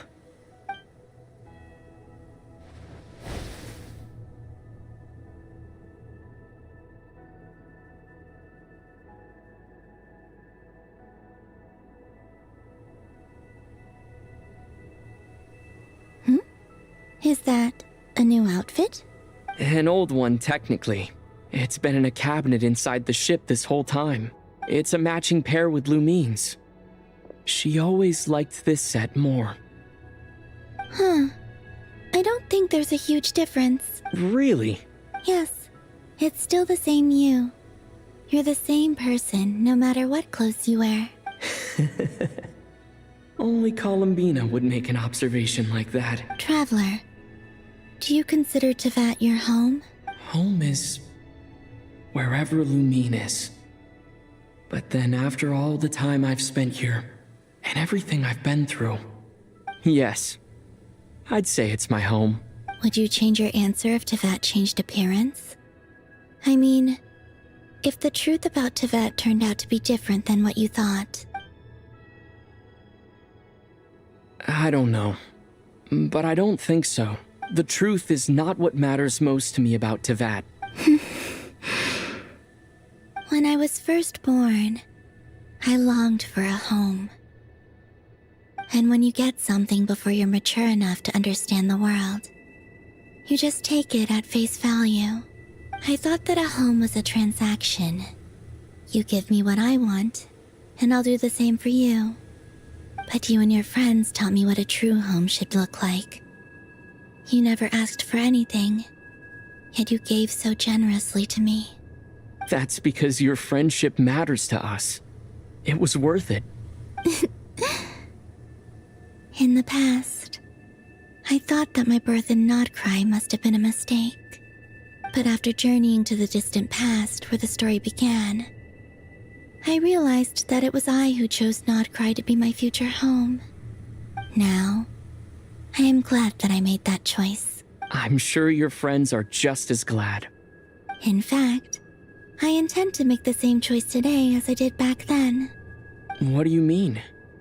Well, I've given the Eternal Moon's marrow to Lauma, and the Iridescent Moon's marrow to Arlecchino, and now I shall return my Kuvagi to Nodcry again, that it may continue to protect my chosen home. Wait, but what about your body? Oh, are you worried that I'll disappear again? I won't. Not this time. The Frost Moon has now entered the false sky, and I am the Trilune Goddess.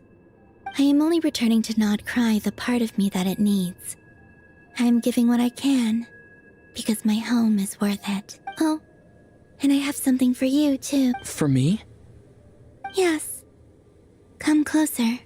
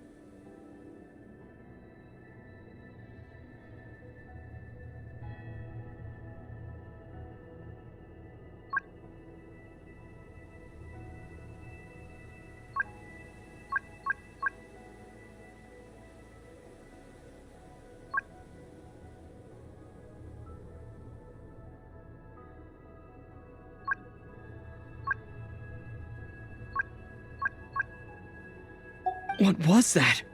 I lifted some of the restrictions this world placed on you. I trust this will help in your future adventures. My power. It feels like it's grown. I can use the elements more freely now. Thank you. This will be a great help. You're welcome. I see you as family, and after everything you've done for me, In fact, no. It's not because I owe you. It's because you're worth it. Here, this flower is for you.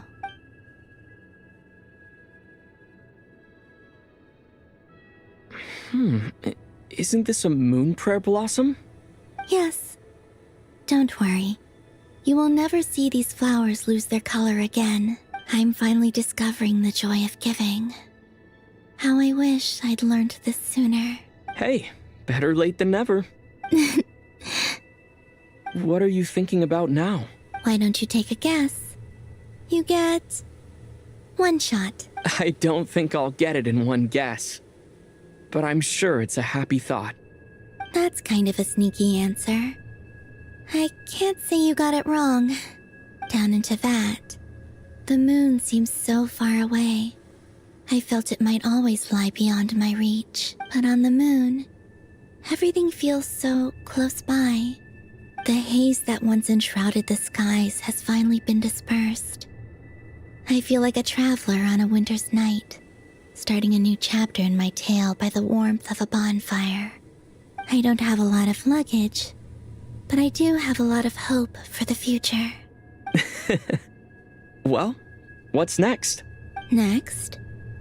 To start with, I want to stay here just a little longer.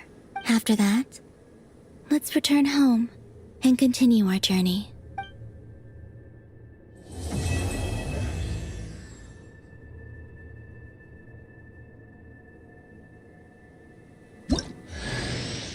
These clothes bring back so many memories.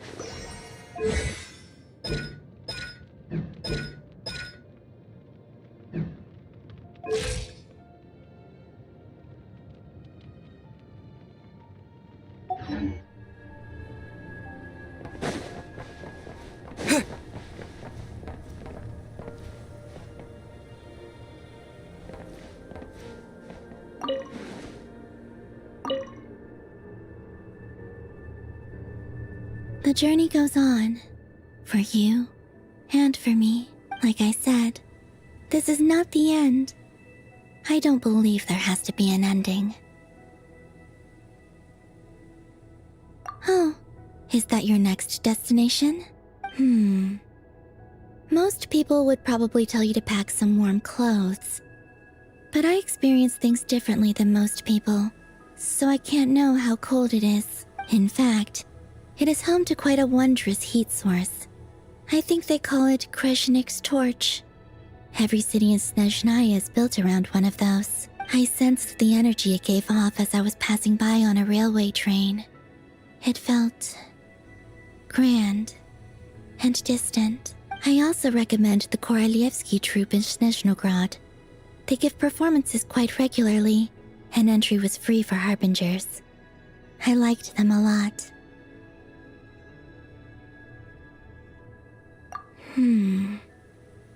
Ice cold and sharp. Crystal clear in some ways, yet profoundly unfathomable in others. Like the thick layer of ice on top of a frozen lake. That's just the impression that Tsaritsa gives me. I was never able to glimpse what truly lies beneath that icy exterior. In fact, I don't think the people of Snezhnaya even know what kind of power their god wields. Maybe that's because the Tsaritsa herself has never acknowledged, nor accepted that power.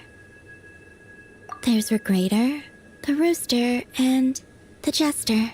Between them, they control a lot of what happens in Snezhnaya, but I could never wrap my head around how exactly power is split between them. I just know they are each responsible for many specific domains. I noticed that the Rooster and Regrator often appear to get along on the surface, while working against each other in secret. And theirs is not a friendly rivalry, but I wasn't particularly interested, so I tended to keep my distance. Now that I think about it, the term Mistelton often seemed to come up in connection with Project Stuja.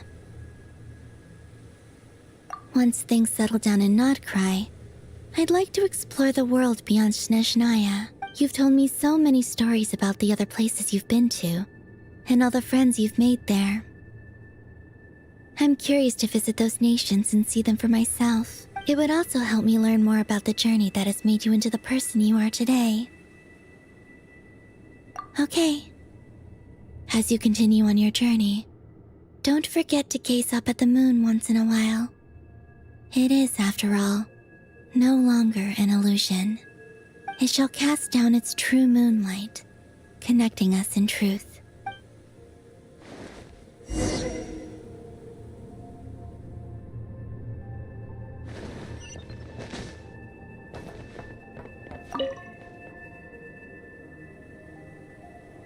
The journey goes on, for you and for me. Like I said, this is not the end.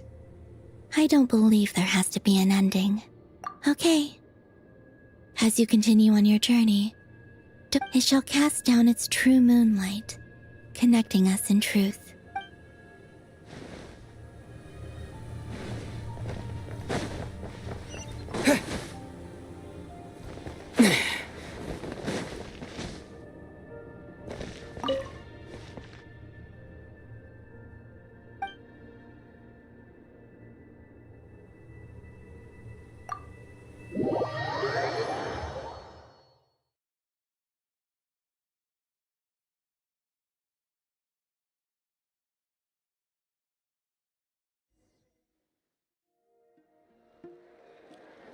To Jean, acting Grand Master of the Knights of Favonius. Ugh, this preamble is such a pain to write. It's probably high time we got rid of this acting business. I trust that Dern has updated you all on recent events. Hope we didn't worry you too much. The good news is, we managed to come together and put a stop to the Doctor's evil schemes. With that, I think it's safe to say that Notcry is finally out of the woods. As for the Fatui, not counting the Damselette, aka the Moon Goddess, who has left their organization, we found ourselves allied in this instance with both the Knave and Marionette. May she rest in peace. As ever, we find ourselves better off for making friends rather than enemies. But until we can ascertain the Tsaritsa's true intentions, the future remains uncertain. In a short while... Wait. How am I meant to surprise everyone if I tell them in a letter that I'm heading home? Well, that would be a huge waste. Okay, got it. I will begin sending the expeditionary team back home in waves. I'm sure they'll be able to answer any questions you still have. I hope they won't gloss over the details of my many heroic deeds. But if they do, I'm sure it'll be because they're just too exhausted from the long journey. I think of Mondstadt daily. Please give everyone my best regards. P.S. The honorary knight went above and beyond this time. Are there any other honors we can give him? I'll leave it with you. P.P.S. Please be extra nice to Klee for the foreseeable future. I cashed in on the last favor that the Hexen Circle owed us, so we need to earn some more goodwill. If there's any serious problems, feel free to stick me in solitary confinement when I get back. I'll do the time for her. Whew. And that, as they say, is all she wrote. End of an era. And with the moon shining down brighter than ever, I think everyone is going to sleep well tonight.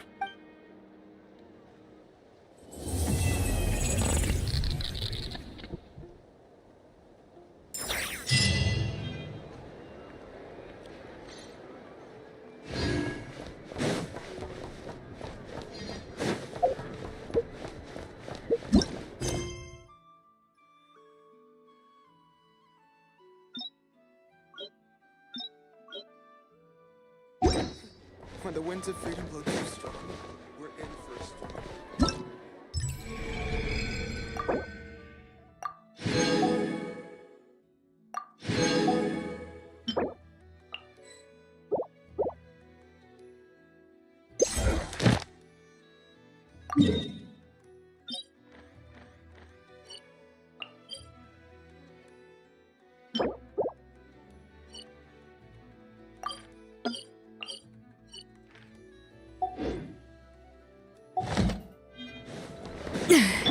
Let's fly!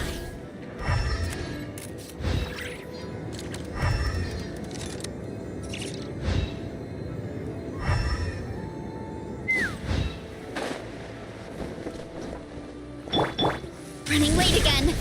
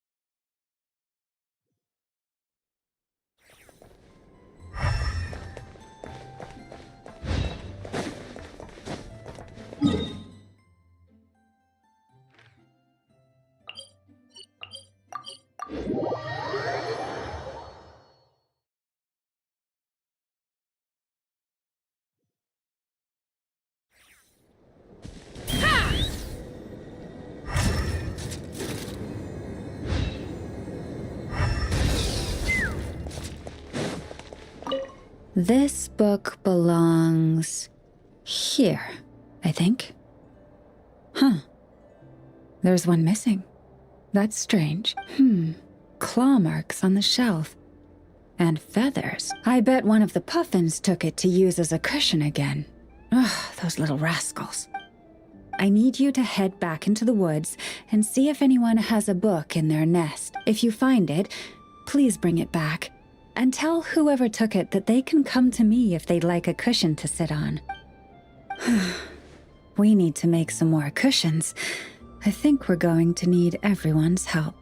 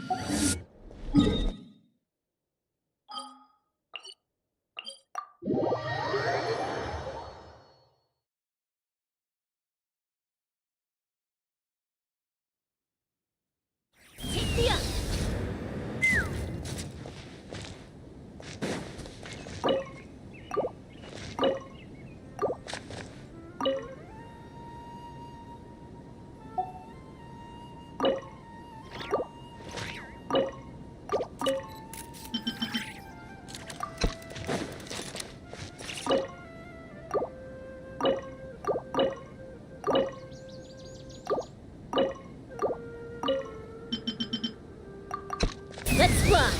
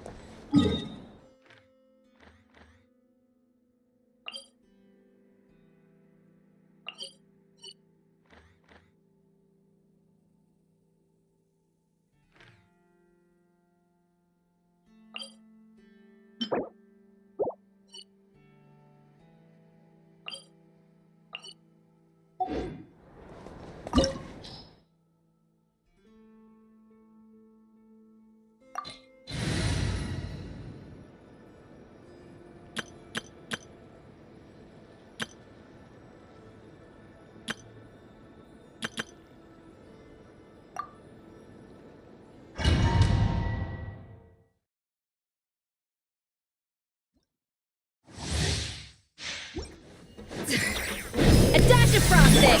Shower me with praise! Allow me! Paradigm shift!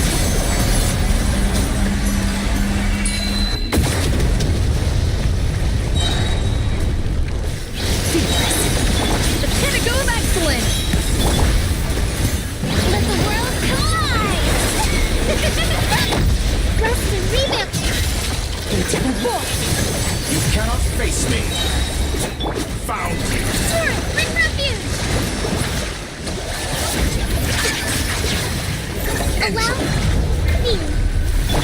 A little amuse-bouche! Go! Shower me with praise! I'm still collecting data! And never star goes out! I can handle the heat.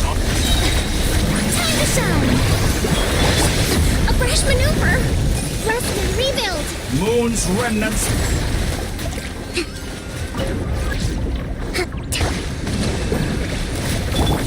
Strike a pose!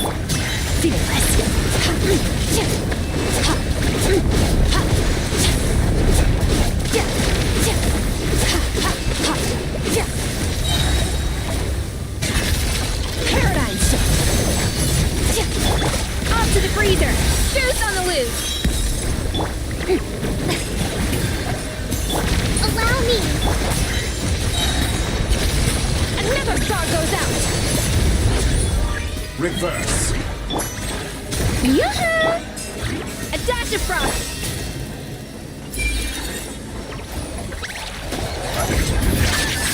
Rest and rebuild! Entropy. Paradigm shift. A burst Such a flavor. simple attack, and you're already struggling. Let the world collide! Allow... Let's move on. Another star goes out. So you'd rather wallow in this rotten, decaying world?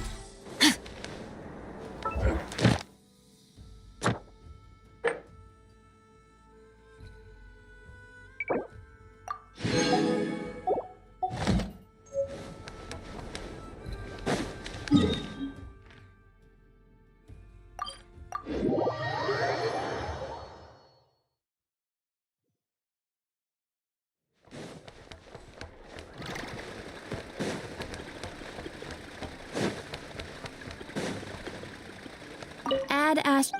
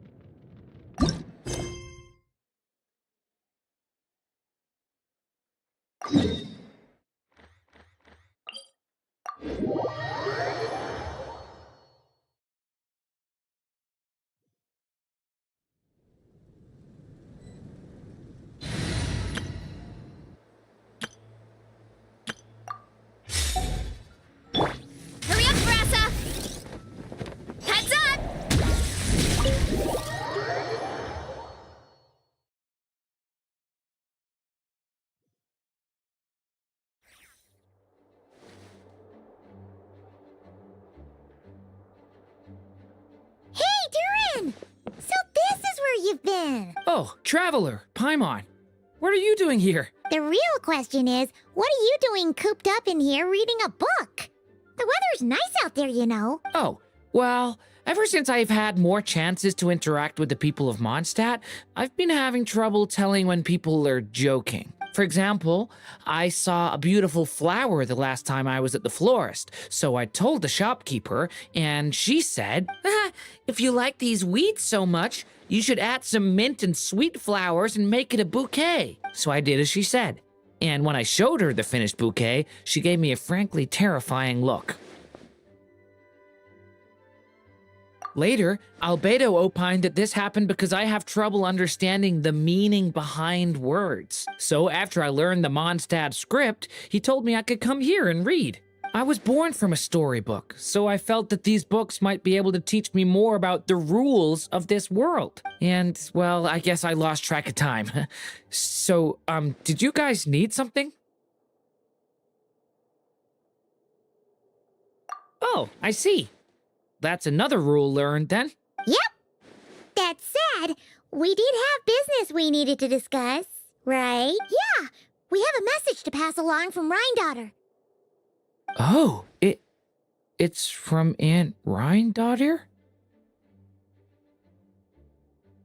No, I'm just surprised. Rhindaughter is my mom's friend, and the mother of the dragon that once existed in my stead. I supplanted him, took the fate that should have been his. So if she dislikes me, well, I'm not sure what I'd do. Yeah, we're here for you. But seriously, Paimon doesn't think it's anything bad. That does make me feel better. Well, I guess I should open it.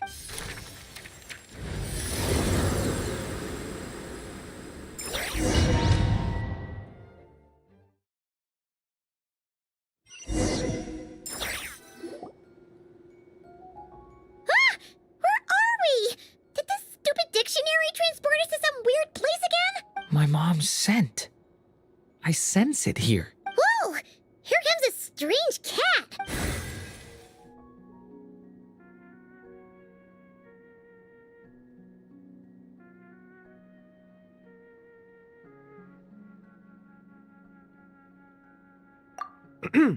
I have a message to deliver on Master Rhindaughter's behalf. Ahem. This is the first time we're meeting, so I'm not sure how to address you.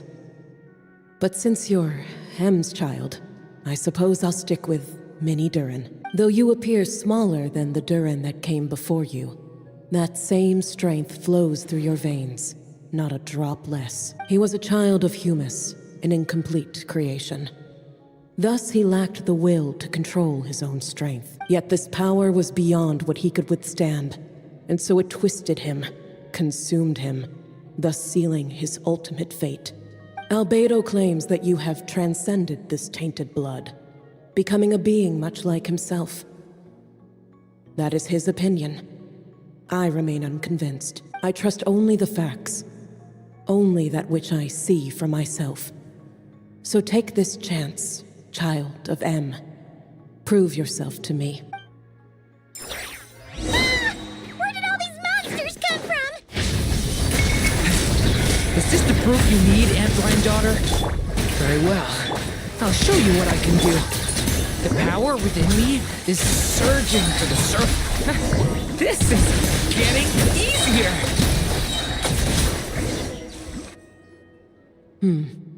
Looks like Albedo wasn't mistaken after all. Next time, maybe don't ambush us with a bunch of monsters just to prove a point. Still, I do feel like I can control my power more freely now that we've defeated them. After hearing about you, I prepared a technique that would seal the dark power in your blood. I had planned to take this opportunity to pass it on to you. Of course, using it comes with a price. While it would maintain your existence in Tevat, it would also weaken your connection to this world. And you are M's child, when all is said and done. How could I allow that uncontrolled power to send you down the same path as the child who came before you? But seeing you now, it appears my concerns were misplaced. M was a terrific mother, and a far more capable one than I. And I must admit, I'm rather curious to see how far you can go. How will you, an alchemical being truly integrated with this world, find your place in human society? I've never conducted an experiment like this before. As such, you may yet hold the key to some unexpected answers. Hey! You got one thing wrong there! Dory's not an experiment! He's our friend! I'm not sure I understand, but I appreciate your kindness, Aunt Rhindaughter. Ahem. And that's all Master Rhindaughter has to say. Yeah, we're used to talking cats at this point, but one that can imitate someone else's voice? That's a first. I don't see how that's important, but if you must know, I am Sebas, a simple butler. You're friends of Albedo, yes? Strictly speaking, I am his elder. So make no mistake, I am no ordinary cat. In fact, from a biological standpoint, I am no cat at all, but rather an alchemical being. You wouldn't consider yourself a specter simply because you float in the air like one, surely. A specter? What are you trying to say, mister? Oh, I know. Sabaz is implying that you are... What thought? Hey! Oh, and considering how Master Rhindaughter's message ended, I suppose this technique is useless now. I'll just destroy it. Few and far between are the people that can make her reconsider. Quite the impressive feat, young man. With that done, I'll be going now. I have another message to pass along. Perhaps we'll meet again sometime.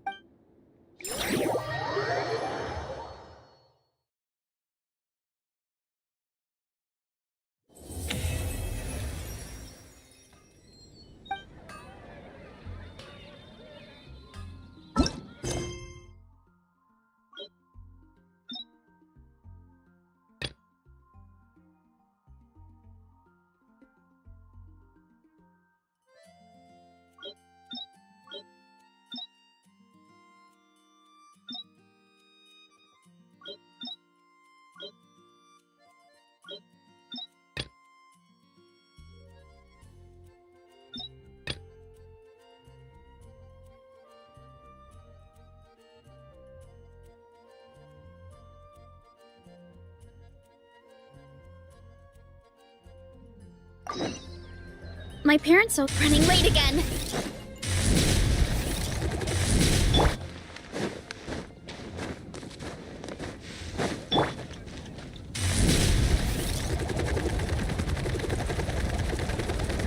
Hurry up, Brassa!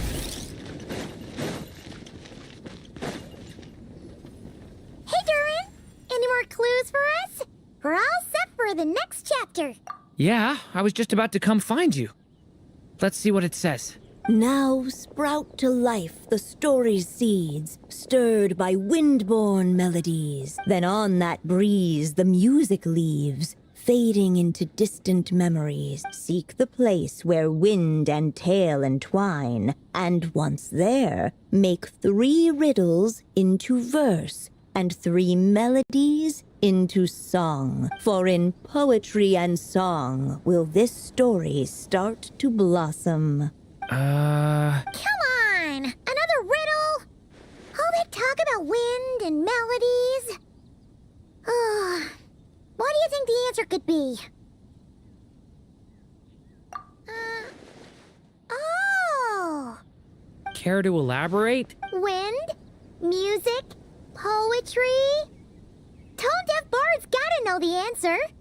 You mean Lord Barbados? Albedo introduced us when I first arrived in Mondstadt. I mean, someone like me was bound to catch his eye sooner or later. It's better that it's out in the open anyway. Now, how should we track him down? I'm pretty sure he's already caught wind of what's going on here. Why don't we just see where the wind takes us? Right. He definitely makes it easy to forget he's a real god sometimes.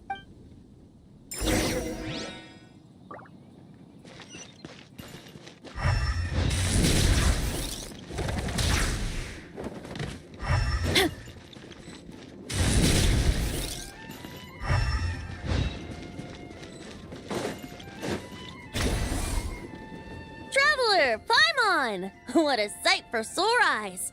Ah, and the little dragon from the fairy tale world. I heard your voices calling out to me on the wind. Something about needing help with a riddle? Sorry to disturb you, Lord Barbados. Disturb me? Not at all! To tell you the truth, I'm just as curious about this riddle as you are. Let me take a look. What is it? Did you figure out the answer? 3 riddles and 3 melodies. That sure takes me back. The answer you seek lies hidden in memory. Looks like running to Tone Deaf Bard was the right call after all. Long ago, those mages came to Mondstadt, seeking to test their strength against mine. But I replied, let us make music, not war, and resolve our conflicts through song. So I strummed my lyre and sang them this verse. O wind, welcome now, my guests. Pass through verdant leaves unseen, where shape your formless self may take, and offer up a graceful scene, a fleeting gift for welcome's sake. Leap at the edge of a sea of clouds, where land meets sky and sky meets ground. There frighten off the noisy crowds and bring my guests a calm profound. Fly beneath the stars up high, where mortal noise is swept aside, that my dear guests with starry eyes may share the dreams they hold inside. Now go to where I vowed to keep a quiet spot for them to sleep.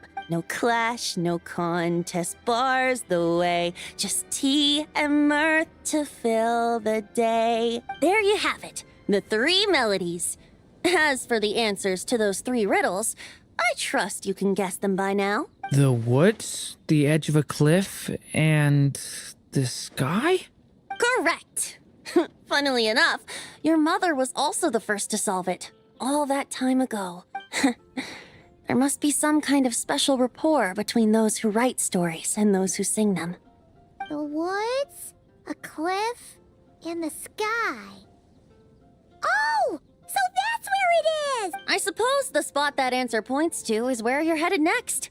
You should know, after solving my riddle, the mages even accepted my proposal and made that location their official meeting spot. And going by what your book is suggesting, once you found it, you might want to try playing the melody I just shared with you. Guess you can be pretty reliable when it counts, huh? Great Animal Archon? Thanks for the help, Lord Barbados. Still got questions for me, huh? Yeah, you must have read countless tales in your time, being a wandering bard and all. In your experience, why might an author consider a story unfinished? Unfinished? Well, I guess if there's something left to accomplish in the story, or, if the last line goes, to be continued. Huh? Wow, your helpfulness lasted for like 1 second. In all seriousness, I would think the answer to that question lies in your mother's story itself. It's not my place to pry any further. All right then, we should get going. I wonder when their next meeting will be.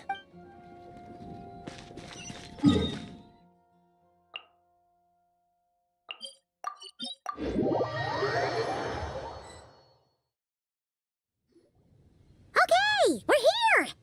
Now, we just need to play the 3 melodies, and we should be able to gather the memories for the next chapter, right? A musical performance? Huh.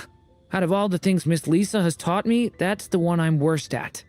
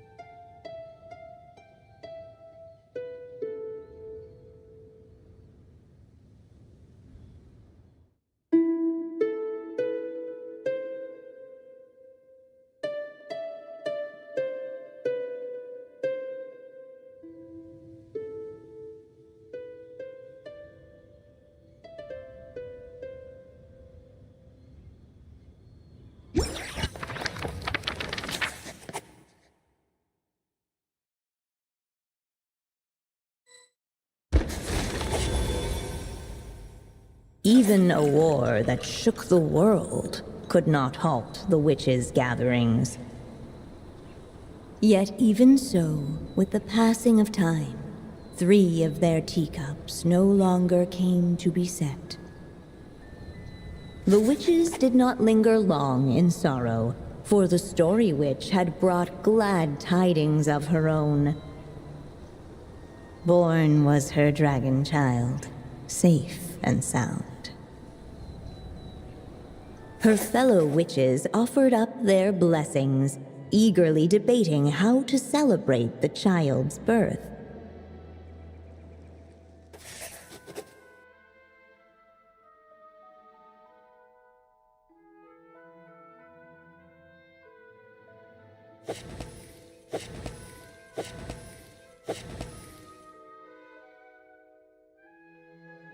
In the end, they settled on the most vibrant balloons they could find.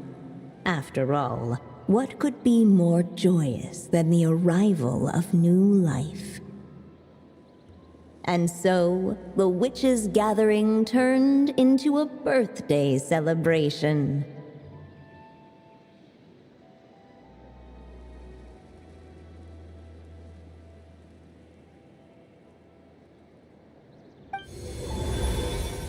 So, we're back in the story world, huh? As if from nowhere, new guests appeared at the witches' table.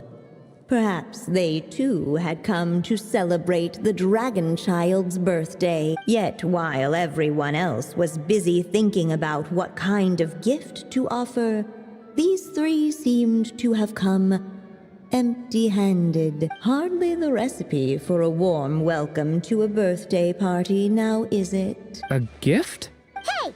What's this all about? We only just found out this was a party! While the guests voiced their complaints and grievances, perhaps they should have been wondering what kind of gift to give instead. So, we need to bring a gift to advance the story? But where are we supposed to get something like that? Perhaps it would be a good idea to have a look around. Why didn't you just say so?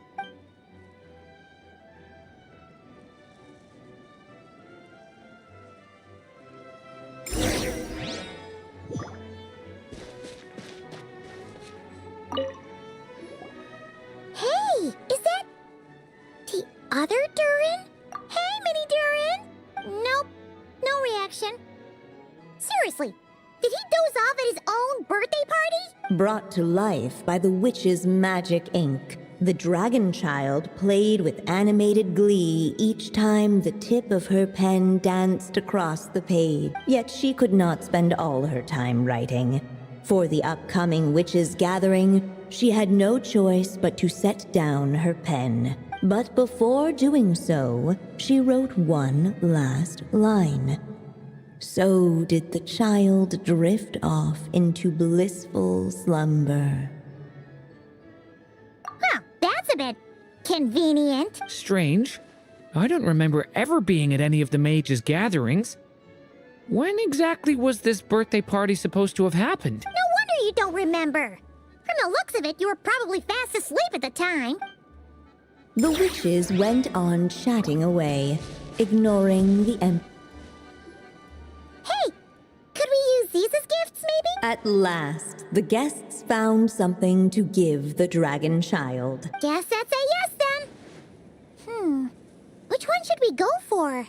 Still, the guests wondered, what kind of gift might the little dragon really want? Should they put a warrior's sword in his hand and send him out on an unstoppable quest to save the world? Or perhaps a wandering hero's slingshot and the promise of a life of endless, uncharted adventure? Or maybe even a scholar's tome and the chance to take on all the world's unsolved mysteries? Okay.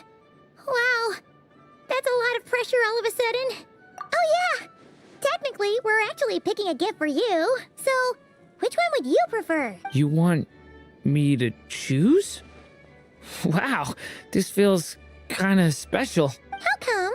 For as long as I can remember, I've spent most of my time living in the stories my mother created. I always thought my mother had everything written out for me already, just like the toy figures in Constellation Metropole. What I wanted to do with my own future. Huh. That's something I've never really thought about. What did I want back then? This is the first time I've ever asked myself that question. Sounds like this is the perfect opportunity to answer it then. It's been a while since you left Simulanka, and after everything that's happened, it might be about time to start thinking about your future. Then let me give it some thought.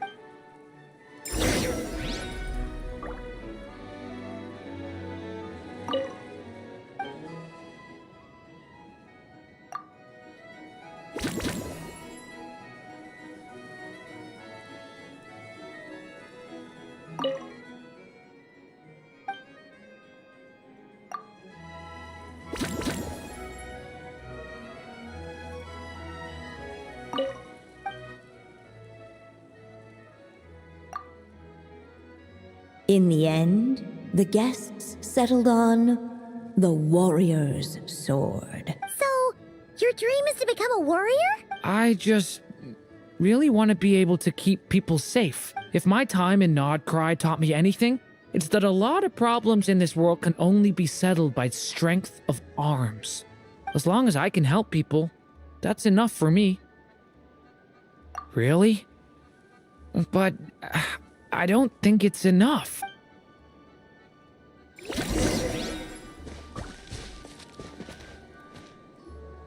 Alright. They should let us in now that we've got a gift, right?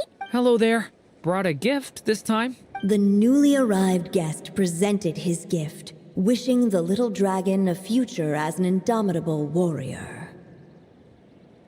Accepting the guest's blessing, the Story Witch invited him and his friends to take their place around the table. Finally, she could introduce them all to her dragon child, telling all in attendance about the moment of his hatching, and of course, the name he'd been given. It was then that the Seer Witch, diviner of the stars, withdrew her gaze from the heavens and turned a sorrowful glance upon the little dragon. You gave him the same name as that evil dragon? That's right. But the life I intend for him shall be very different. What folly, to love so blindly. For as you must know, a name is the mirror of destiny itself. He who bears an evil dragon's name must also inherit the fate of its previous owner. His fate has been foretold. Then I'll rewrite it. The witches at the table fell silent, for they knew the Seer Witch's words had never once proven wrong. Yet just as clearly, they recognized the Story Witch's resolve, for there is scarce a force in this world more fearsome than a mother's love. At last, the Merry Witch stepped forward, dispelling the uneasy silence. So be it. Then we'll all lend a hand. Together, we shall rewrite this child's fate. You mean to defy one of the fundamental rules of this world? I refuse to be shackled by such rules. Besides, this is a witches' gathering, is it not? What could be more fitting a subject for this occasion than to defy them? Oh? Sounds like an interesting experiment. I suppose, were we to succeed in this endeavor, we might bring a touch of wonder to this otherwise dreary sky of stars. The Merry Witch finally talked them all round, just like she had done many times before. Warm and strong as the sun she was. So much so, in fact, that those who her light shined down upon had no choice but to bask in it. And so the witches readied their gifts, 3 marvels of the cosmos. For this child, I shall decipher the ravings of the heavens and lay bare before him the trickery of fate. For this child, I shall leave a formula powerful enough to unravel the very origins of this world, that he may seek another solution for the conundrum of his life. For this child, I shall call upon wondrous magic to make possible his impossible wish. All the Story Witch had was the pen in her hand, yet with the love that flowed from it, she resolved to bring forth a marvel of her own. For this child, I shall leave behind the last story I will ever write, and with it, a path to an ending yet untold. With the witch's blessings given and received, the little dragon's fate at last began to turn. In the midst of the dragon child's birthday celebration, the seer witch proclaimed her prophecy. The child had been given the evil dragon's name, and with it, the burden of its fate. But hearing this, the Story Witch vowed to rewrite it all, for such was her love and resolve. And so the other witches offered their gifts in turn, marvels as rare as any in the cosmos. Together, they sought to test one of the fundamental laws of this world, in part to support a mother's love, and in part to sate their own curiosity. Oh, and I almost forgot. Our new guests came bearing blessings of their own. Who knows? Perhaps this extra bit of courage might be all the little dragon needs to change his fate.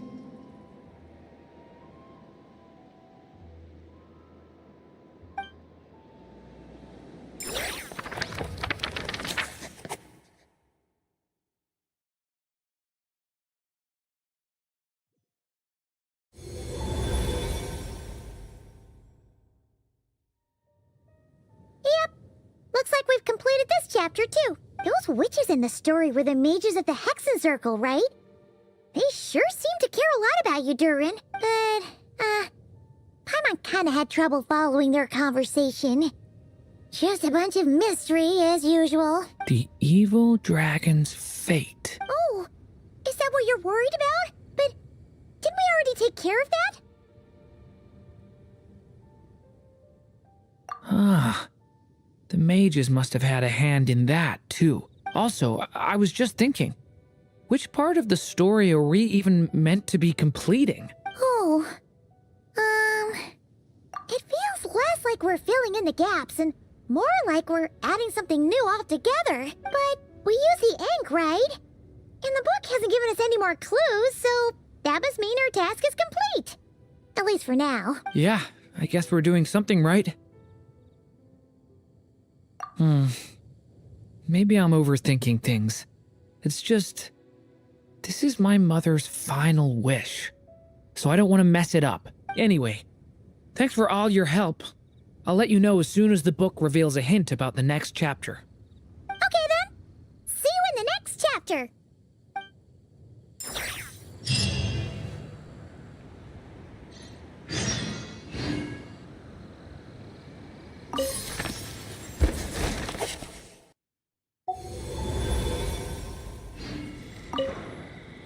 I think I'm gonna stick around, take my time reading through this book. If you feel like jumping back into the story, just come find me.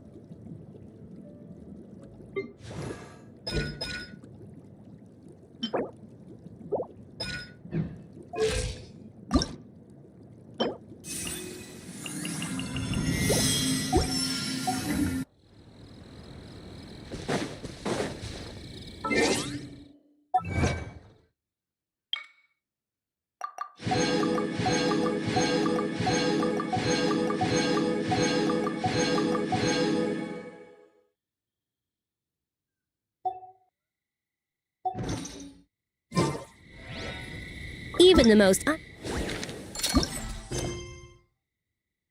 assuming.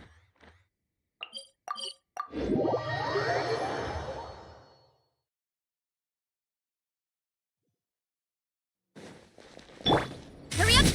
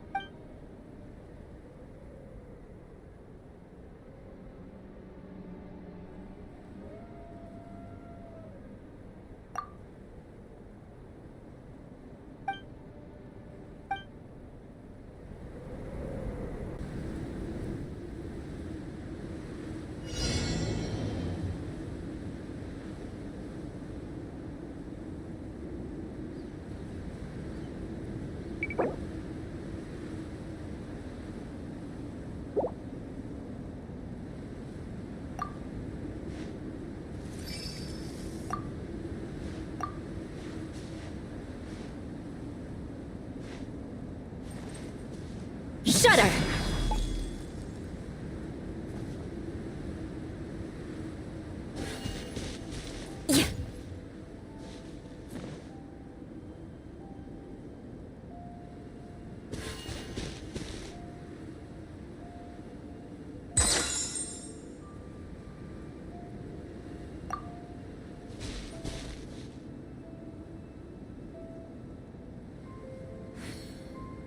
Yeah!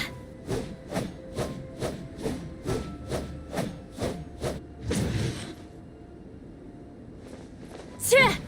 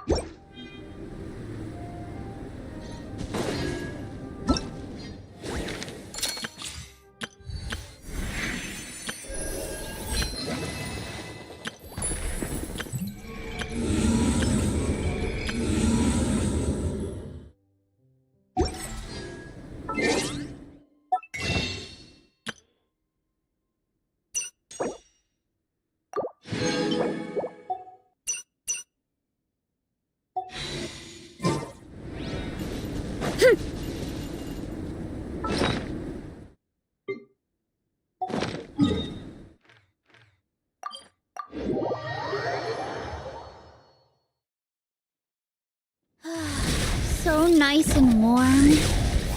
Nothing like the warmth. Let's roll!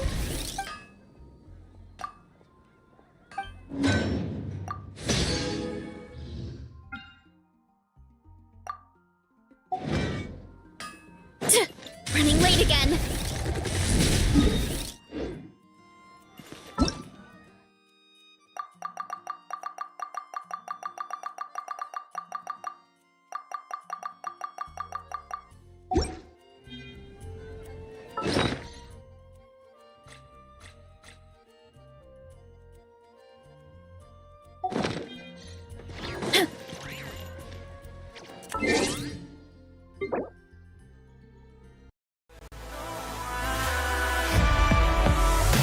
Our memories will last forever.